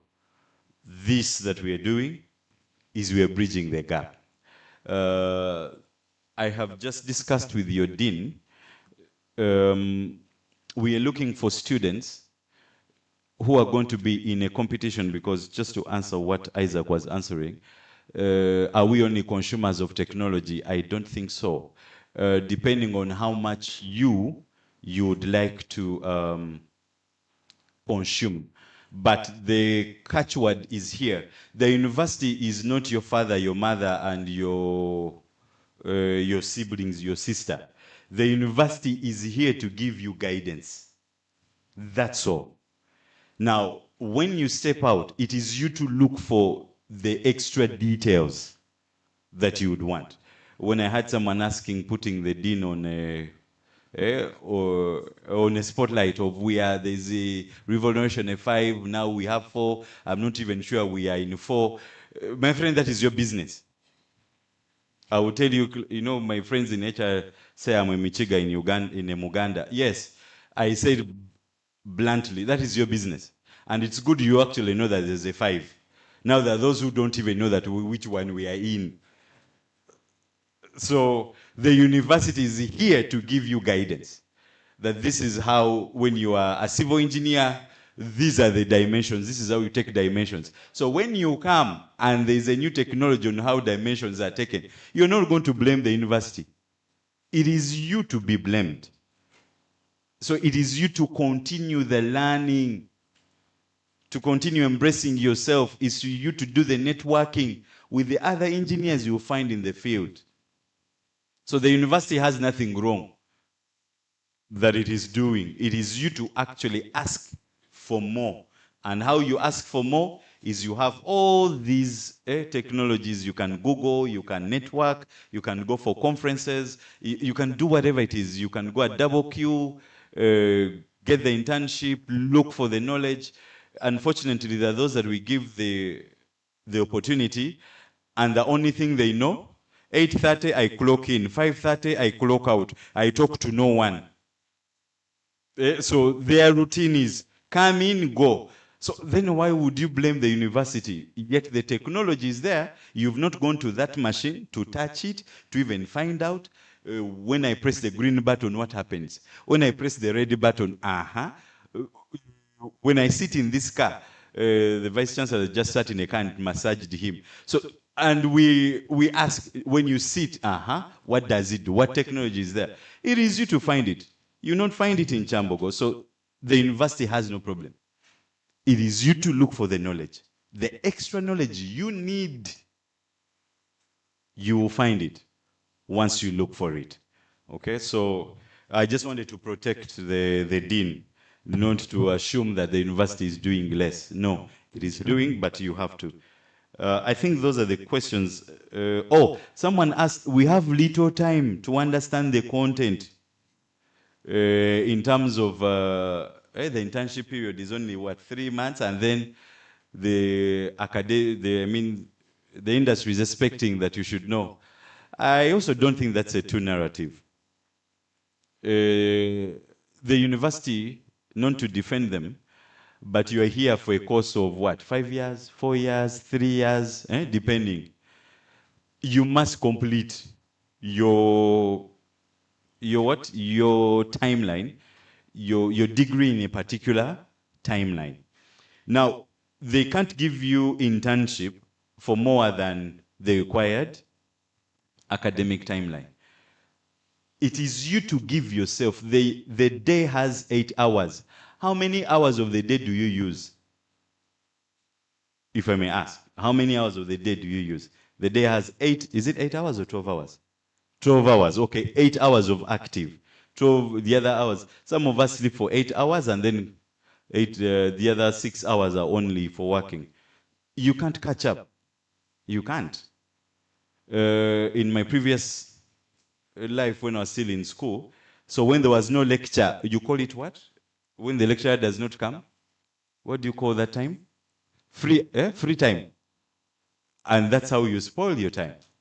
It's actually, I think it's an opportunity for you either to go to the library or to do the research or to sit somewhere and find something else to do.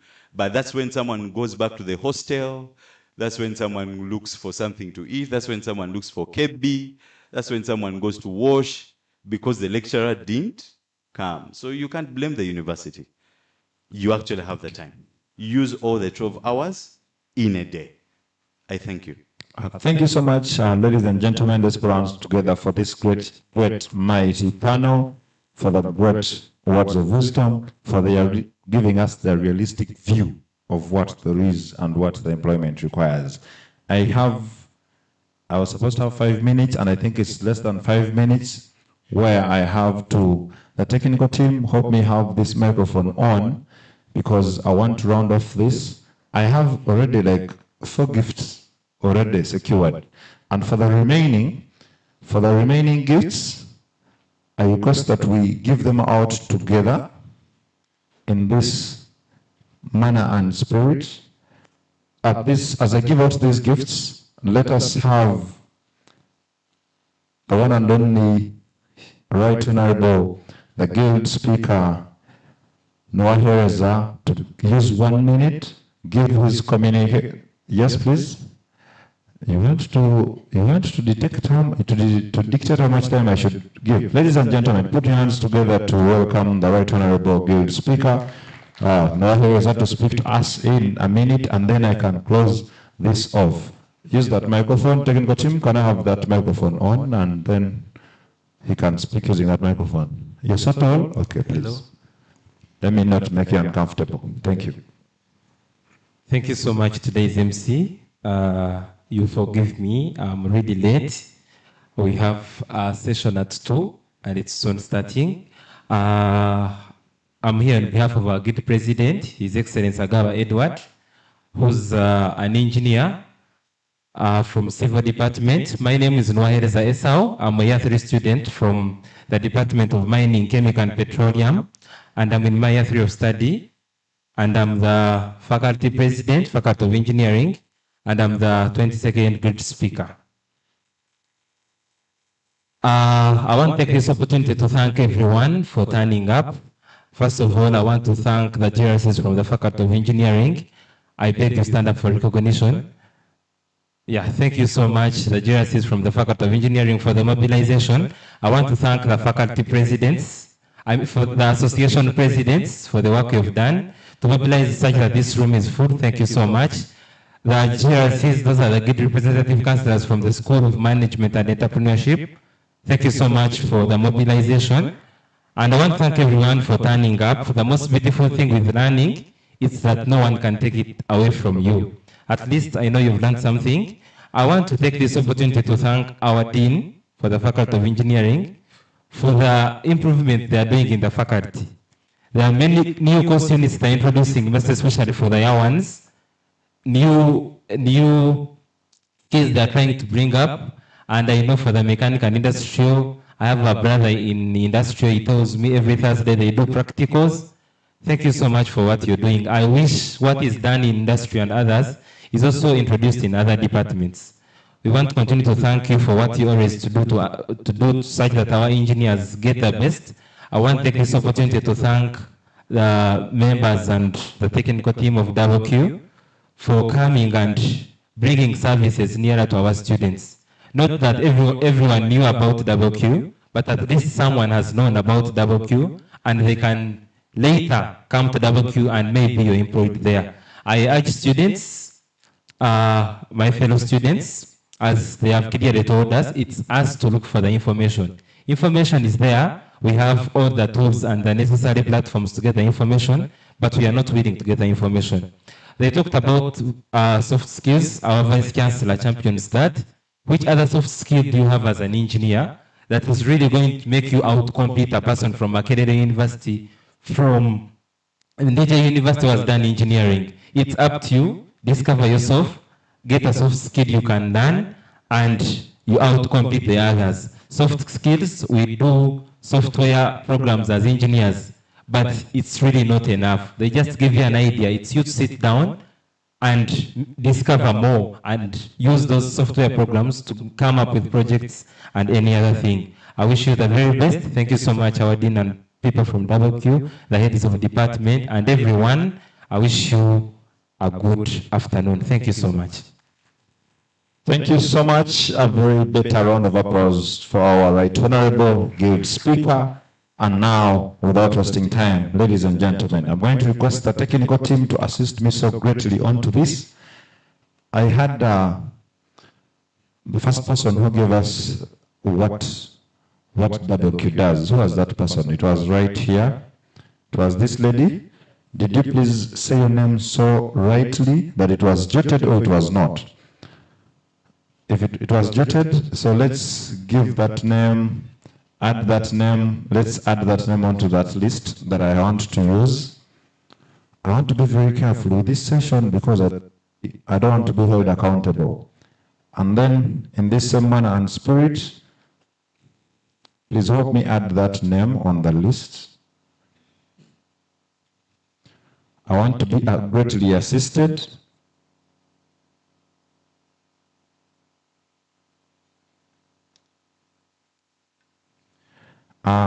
I want to, the technical team, please, Patricia, let me be greatly assisted. I don't want to mess. Ladies and gentlemen, let's do this together. If another person will help me handle this section, let me have the second microphone put to use so that I can be assisted this side. Who is going to be the adjudicator for the day? You're going to use this microphone. These people will assist me in using this microphone. You help me with that section. Let me get this side. So to have our Q&A session, which is going to assist me to give out the remaining gifts. Let me have these simple questions. The technical ones that I have here, I don't know if I will manage, but let me give it a shot. For example, let me begin from easy ones. The person who sent me these questions, some of them I already see they are hard. But if we can do it together, let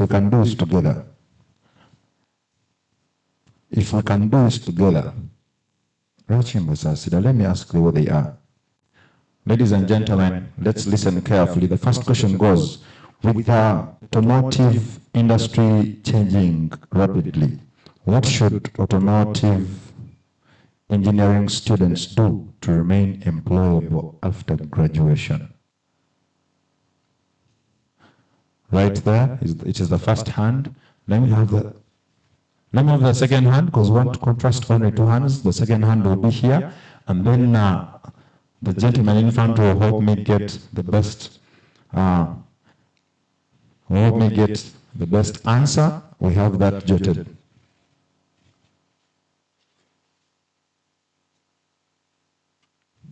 Yes, please give us your answer. Technical team, let me have that second microphone on. I'm sure it's on. If it is not on, you can use this. Give me that.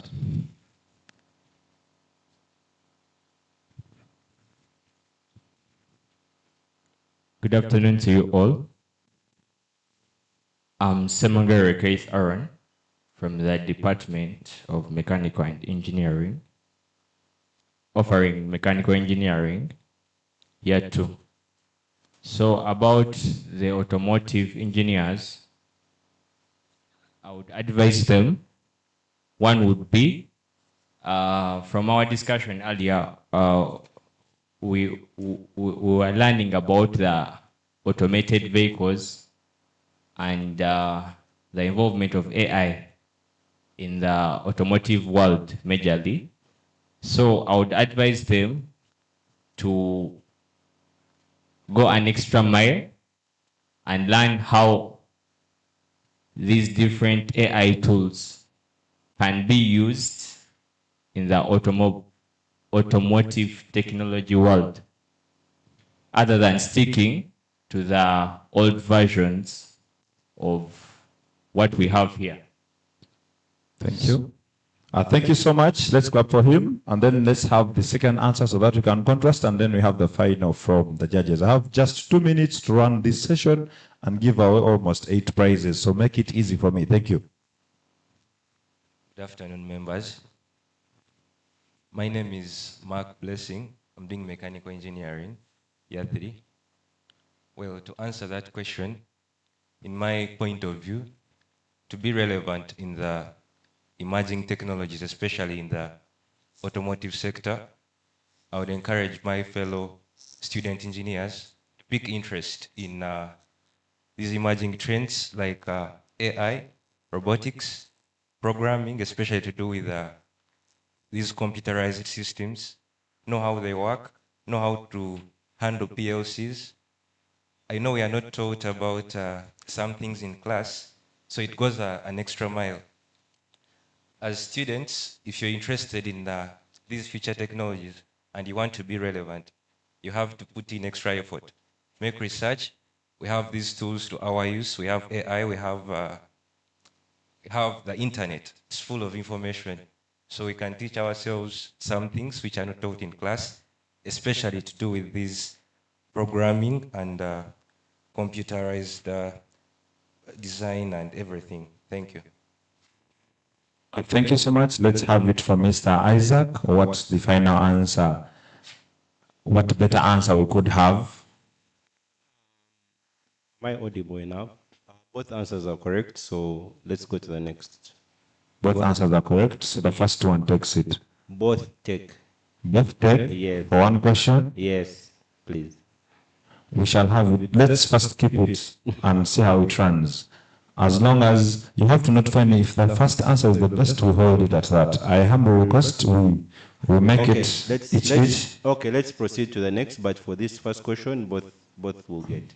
Thank you. Thank you so much. And then in that same manner and spirit, I want to make the next one, based on what the HR was saying, that engineers don't want to speak. Let us test this. If an employer at this career fair asked what makes you different from other electronic engineers graduates, what should you be able to demonstrate? Should it be specific with electronic for any engineer? To make it simpler, if an employer at this career expo asked what makes you different from other graduates, what should you be able to demonstrate? The first hand is right there, gentleman in white. The second is behind. First answer.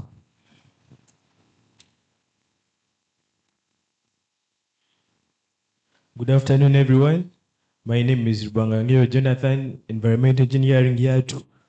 What should make you different or special from all the other graduates from the same course can be your ability to teamwork with everyone, your integrity, a sense of responsibility, adaptability, because when you're a fresh graduate, you need to be easy to train.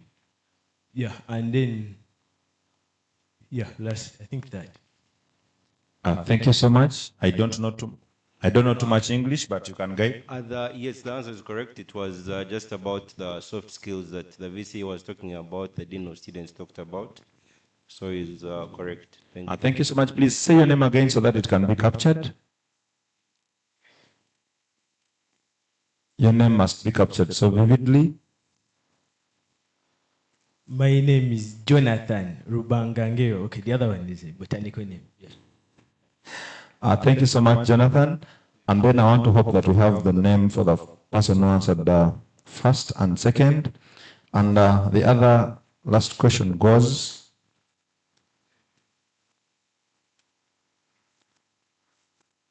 let's go technical. Why is attending career fair important for you as an engineer, as a student?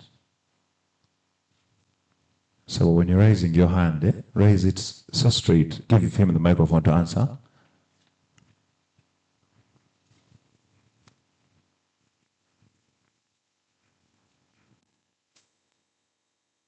Thank you so much. My name is. Thank you.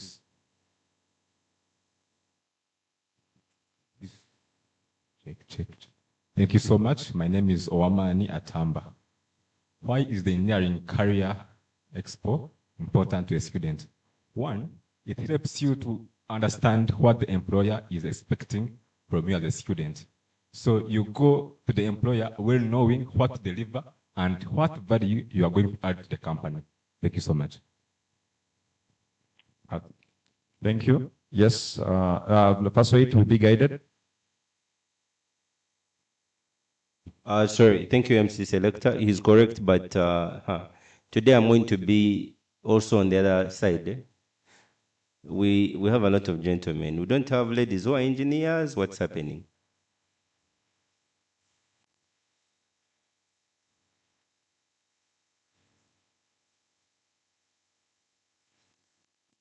Gender balance, you can, he's correct, so we'll hold it at that. To avoid the confusion, if he's correct, I'm going to ask the next question so that the other gender can participate, right? Than having it running, because he gave it his best shot. What's your name again, please? My name is Owamani Atamba. Let's have Owamani Atamba jotted right there. And then for the next session, our judge says the other gender also should participate. Now we ask the other gender about what if they're not raising their hands. Anyway, to make it that way,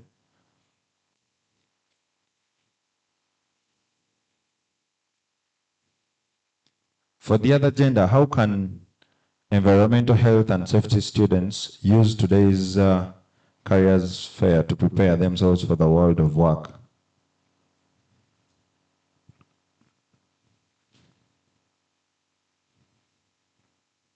How can environmental health and safety students use today's career fair to prepare themselves for the world of work? If the other gender is not there, we go to the other gender, right? No one is giving it a shot. So, Mr. Isaac, I think they are choosing to KyU just like that.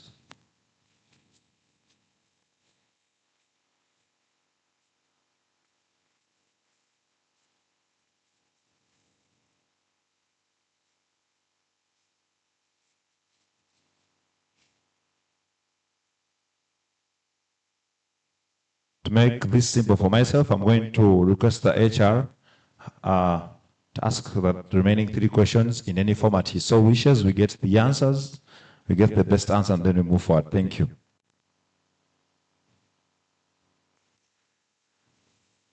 What should a student who have attended this career fair today must do? What should a student who has attended this career fair today must do?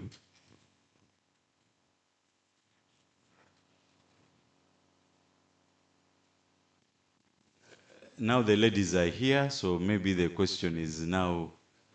Let's hear from the ladies. Well, thank you. My answer is, my name is Ainemba was blessed. So my answer is that I should enhance more in the soft skills. Let it be listening skills, paying attention to every detail. Yeah, that's all I have. Thank you. Guys, as you're answering, the HR is not an easy one to go about. Next. As you're answering, the HR is not an easy one to go about, so mind about time too, because I have just 2 minutes to close this. MC Selector, maybe just to...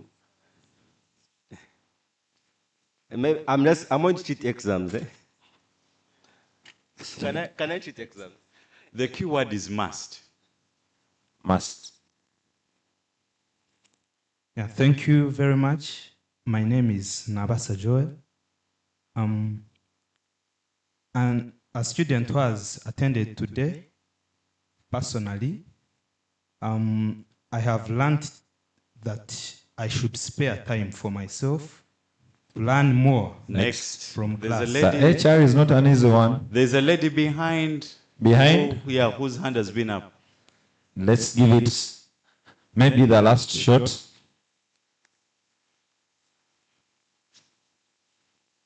Thank you so much. My name is Nachtende Irene. I'm in my final year. I'm doing a Bachelor's of Industrial Engineering and Management. What I must do, as soon as even before leaving that door, I must improve on my soft skills, my communication skills. Must, and we're having the last 2 hands, and we take back that gift. Thank you. Good afternoon, ladies and gentlemen. My name is Kasembo Masiraki Juma, and a student, what they must do for the finalists, they should send in their CVs through the link provided. Correct. Thank you so much. Let's clap for her. As we have the last 2 questions running, must do, they shared with you a QR code. Must you do? As an employee, must send them your CV. Next question, our dearest HR. The next question, anyone can ask. We have 2 questions to go. I'm not going to make it easy. You see all the brands on the backdrop, but mine, I'm going to be sensitive to my side. I run GWM. So of course this will go to the person who did research before they came today. Just give me, let me make it simple. Give me 3 brands that GWM sells in Uganda. That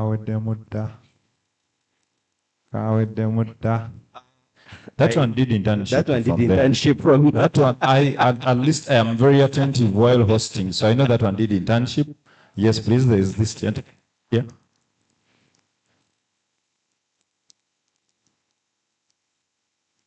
Hello, good afternoon, everybody.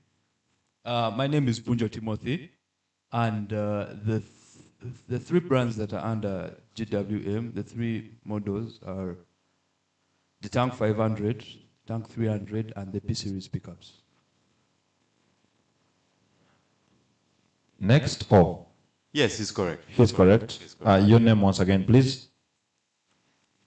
My name is Punjo Timothy.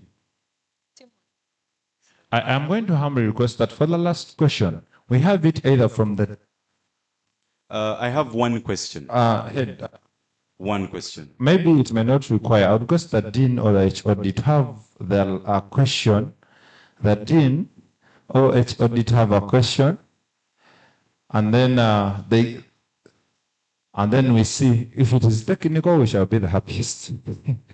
Should be the hardest. Mine is the simplest. Okay. Mine is the simplest. What's the name of the managing director, WQ? The person in black was the first raised the hand. The person in black. He's called Bruce Lin Yu. Correct. Brian Segawa. Your name again? Brian Segawa. Ladies and gentlemen, I want to believe that be the number of packages that I have for the day. As we are heading for exhibition, I want to believe we've all had a sumptuous lunch. I want to first and foremost, let's clap for ourselves for being a very attentive and wonderful audience. It is that same spirit and manner that I'm going to first and foremost request our head HR and head sales to step forward, and then we can have these prizes given out, and then we close off this and head for the session. DJ, has you give me the best tracks? Let's have the head HR right here and head sales to come and assist us on to giving out these prizes. From my team, let me have someone who is going to come and send through these prizes. And then for the others that have won these prizes, make sure you take a nice photo with the HR so that when you go for that job opportunity, you're like, sir, before you say much, I know you. I was in your session, so I am doing what you told me. So if you fail me, so it means you didn't teach me well. With that said, if we can take the center, and then we have our prizes given out. I am not going to do much. Without doing too much, guys, have you ever seen your dean give you some dance strokes? Have you ever, by any chance, ever seen your dean pull off some strokes? DJ, me, I am going to try my level best. Let me try my luck, because I prayed when I was coming to host this event today.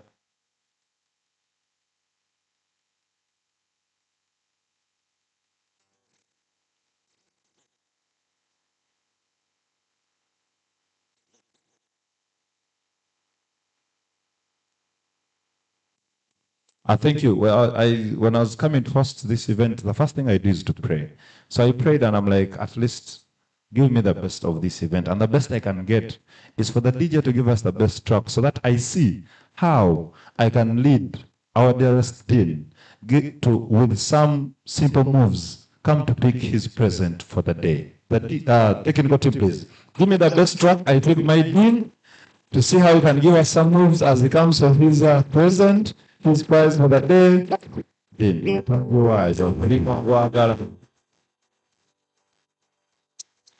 Members, as I speak right now, I don't have a job. Let's put hands together to welcome the dean to come and pick her present.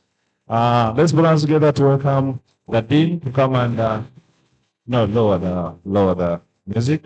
Lower the music. I don't have a job as I speak because I've failed at what I'm supposed to do.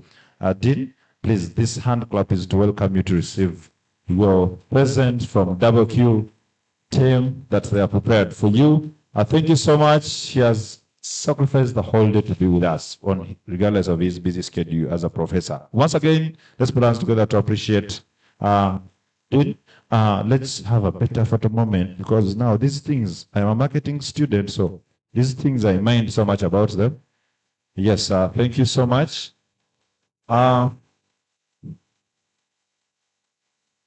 We don't know. I know most of you have seen our HOD either in charge or anywhere give us some moves, but I've been warned in advance. DJ, the HR says, the HOD says, I can give it a try. At least for today, let me make it a wonderful afternoon for my dear students. DJ, technical team, give me a track to welcome our HOD as she picks her present for the day. Thank you so much. Let me pick our head. She wants, it should be a gospel song. I know our head. It should be a gospel song. We dance to the tune. I cannot fail. I would rather sing the gospel song myself. Small choir songs. I would rather sing the song myself. Is this song of Lily Puzzle Gospel? This one, eh? It had something like that. Exactly that one. Thank you so much. She has sacrificed the whole day to be with us. That is another than our HOP. Dr. Maureen, coming for Georgia for the day. Because we appreciate the great joy that you have got in our child in the house. So we can't do it like that. Thank you so much. Thank you so much. The love you can't afford just so the ones that love you. And she's still growing. It's still nurturing generations and generations, and that is what our child do. A big round of applause to our children. Thank you so much. in the same manner and spirit, I was shocked when the professor said you were in the same league, because the man looks very young. My professor said, you see, my brother here, we're in the same league. We all didn't have phones, smartphones, but the man looks very young. And of course, him being very young, it is not going to be a gospel song. Ladies and gentlemen, put your hands together. DJ, if you're set, welcome Mr. Tony Kajimu, our dearest lecturer, to welcome. He's present. With him, I'll come. Even if you give us a little puzzle, we can do that well. Thank you so much. If you love me, did on his wedding, yeah, I'll do it with you. Thank you so much. That is Mr. Kajimu, KyU. Put out a great job of lecturing, and nurturing students, Kyambogo University, a mighty institution that has nurtured the best engineers of Korea. Thank you so much. And then at this very juncture, you know, from the time I left the guild, from the time I was a student and left the guild, I have not gotten an opportunity to do what this gentleman does. And I think when I get money like him, I might have to do it again. Ladies and gentlemen, if the technical team, I've been sued for calling them DJs, but I will try my best. Ladies and gentlemen, it cannot be industrial training and he can't give us the best strokes. Mr. Innocent Bwenje coming for his present, smartly dressed DJ, give me the truck to welcome him. No, sir, integrity. They talked about integrity. Now you're cheating me. They talked about integrity. Mr. Innocent, please, yeah? Mr. Innocent. This means what? But I think that was enough. Let's put hands together to welcome Mr. Innocent Bwenje to receive his present. Thank you so much. This was enough. It was enough. That was enough. Thank you so much, Mr. Innocent, for the great job well done. He has coordinated to see this event a success. Let's put hands together once again to appreciate Mr. Innocent. And then it is in that same spirit and manner that I want to also welcome the person who brought us great fun, who gave us the highest platform for the day to begin from. Very brilliant, very active. DJ, this one must come while giving us their best strokes. It is none other than Agasha Anita coming for her present. I will do that due diligence of bringing her myself. Let's put our hands together to appreciate this confident lady. She was the first person to speak to us. Tell us what she does. Okay. That's the song. That song I also cannot escort her member. I also cannot listen. Let's put our hands together to appreciate this beautiful lady for being very active, very attentive, doing her research before coming for the event. Thank you so much. Without wasting time, I'm going to, if you allow me, because we're going for the exhibition, invite the following people. Come with your different dance strokes. If it means doing your cultural dance, but even if a song does not rhyme, it's okay. Come stand here where I'm standing, and then in order we shall receive our presents to save time. Ladies and gentlemen, okay, Aaron, DJ, give me the track, let him come forward, and then Mark Blessing, step forward, then Jonathan, please step forward, the woman Atamba, step forward. What is Masi Kasembo? Step forward, Timothy.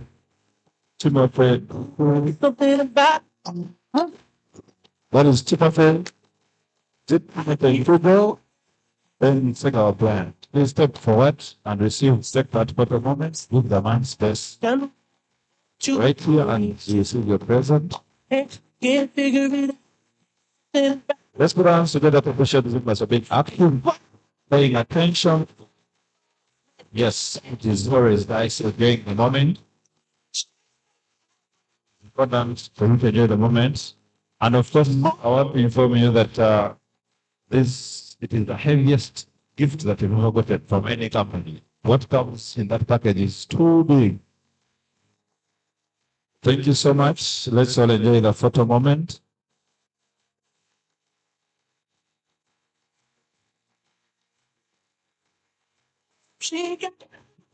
And with that done, I cannot do so much, but rather appreciate our HR. Thank you so much, Head HR. Thank you so much, Head Sales. I want to take the honors to first and foremost appreciate our team, head of department, and our lecturer for blessing us with all this time of your day so that we can have this happen and for sharing those words of wisdom and realistic words that may not be said in classroom.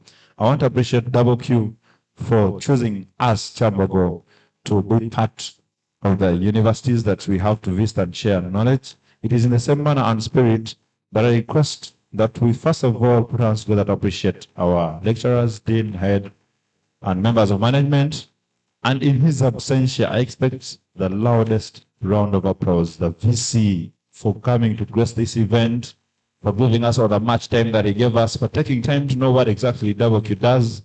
And then, in the same spirit and manner, a very big round of applause for the MD and the whole team of WQ for coming here to be with us this whole day. As I wrap it up and close it up, allow me, who is the most holy person amongst us this afternoon who is going to give us a closing prayer before we can go for the exhibition? Let me take the honors to give a minute to the person that is been running, the person that the VC talked about has been running here and there to see that we have this event happen, and that is from the WQ team. That is none other than Patricia.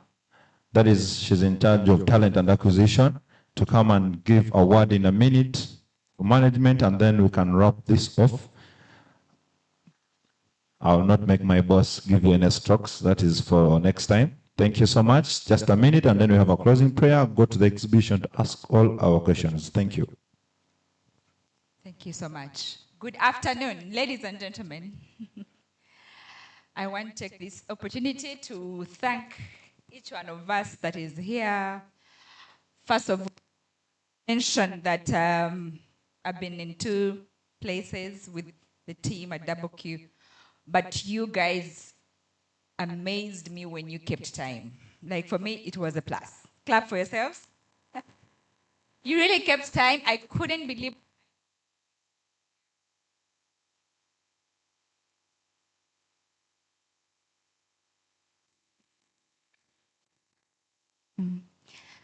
I found that the students already here outside in the morning at exactly 8. You guys.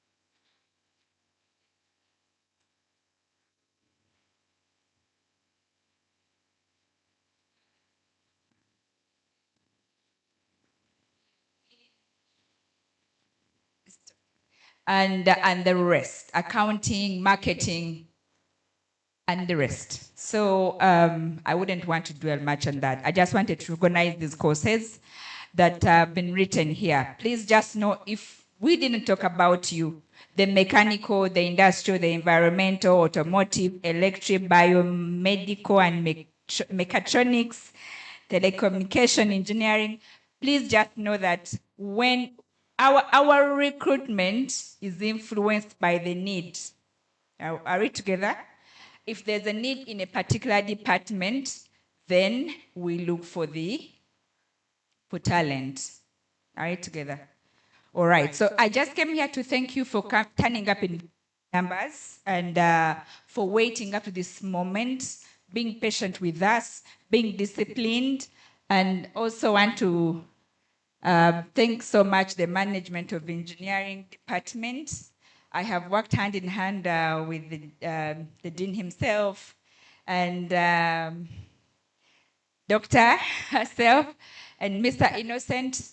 We have talked about this. We have worked through this for the last 3 months, and for me, seeing it coming off as a success, I don't take it for granted.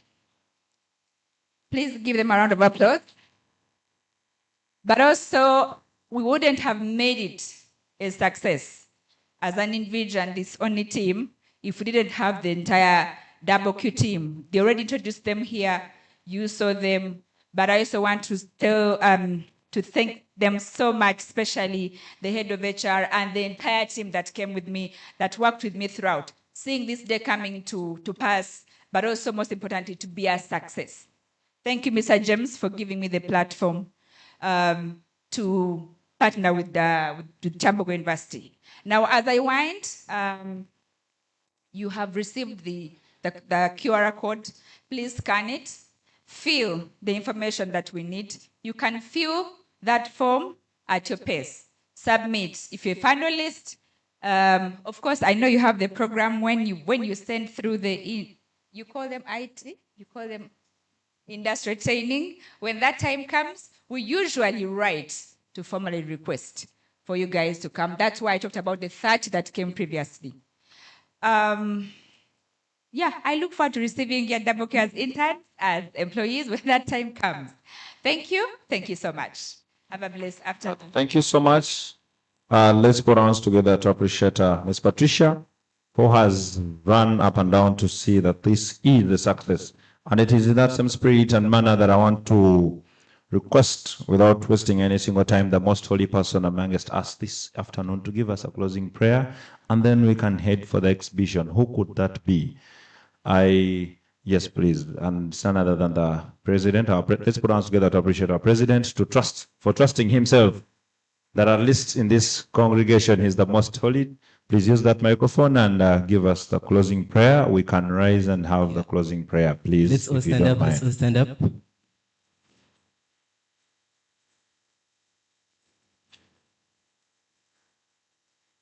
Okay, let us humble ourselves for a word of prayer. Lord Father, I want to thank you for having protected us, throughout all our journeys as we are coming to this event. And we ask you to also protect us as we are going back. But we want to thank you particularly for having sent such a powerful team from WQ to equip us with such knowledge, such technical details on what they require of us. And Lord, may we take whatever they have told us to heart. May we practice it. May we work to improve ourselves with you being our guide, with you being our protector. Lord Father, as we wind up this day, continue to protect us, continue to guide us in our education, in all the things they have told us. Let us not forget a thing. Let us be the people that next time when they are organizing another event or they are requiring another person, they can choose from us because they can rely on us. Let's be the people who have that integrity, that discipline, to shine and to present Kyambogo University in the right way as well qualified and well-aligned students. And Lord Father, continue to protect the WQ team, continue to protect our university staff who have spared their time to come and be with us today, and continue to protect us as students as we go back into our own education. Lord Father, as we wind up this day, continue to protect us, and I ask all this in Jesus Christ our Lord. Amen. Ladies and gentlemen, for the person who has been your host for the day, let's put our hands together to appreciate MC Sector, your host for the day. Thank you so much for being the best audience. And you don't want to clap for me? Thank you so much for being the best audience. MC Sector is my name. It's been lovely having you. Thank you so much. Until we meet, let's go for the exhibition and ask all our inquiries. Thank you. God bless you all.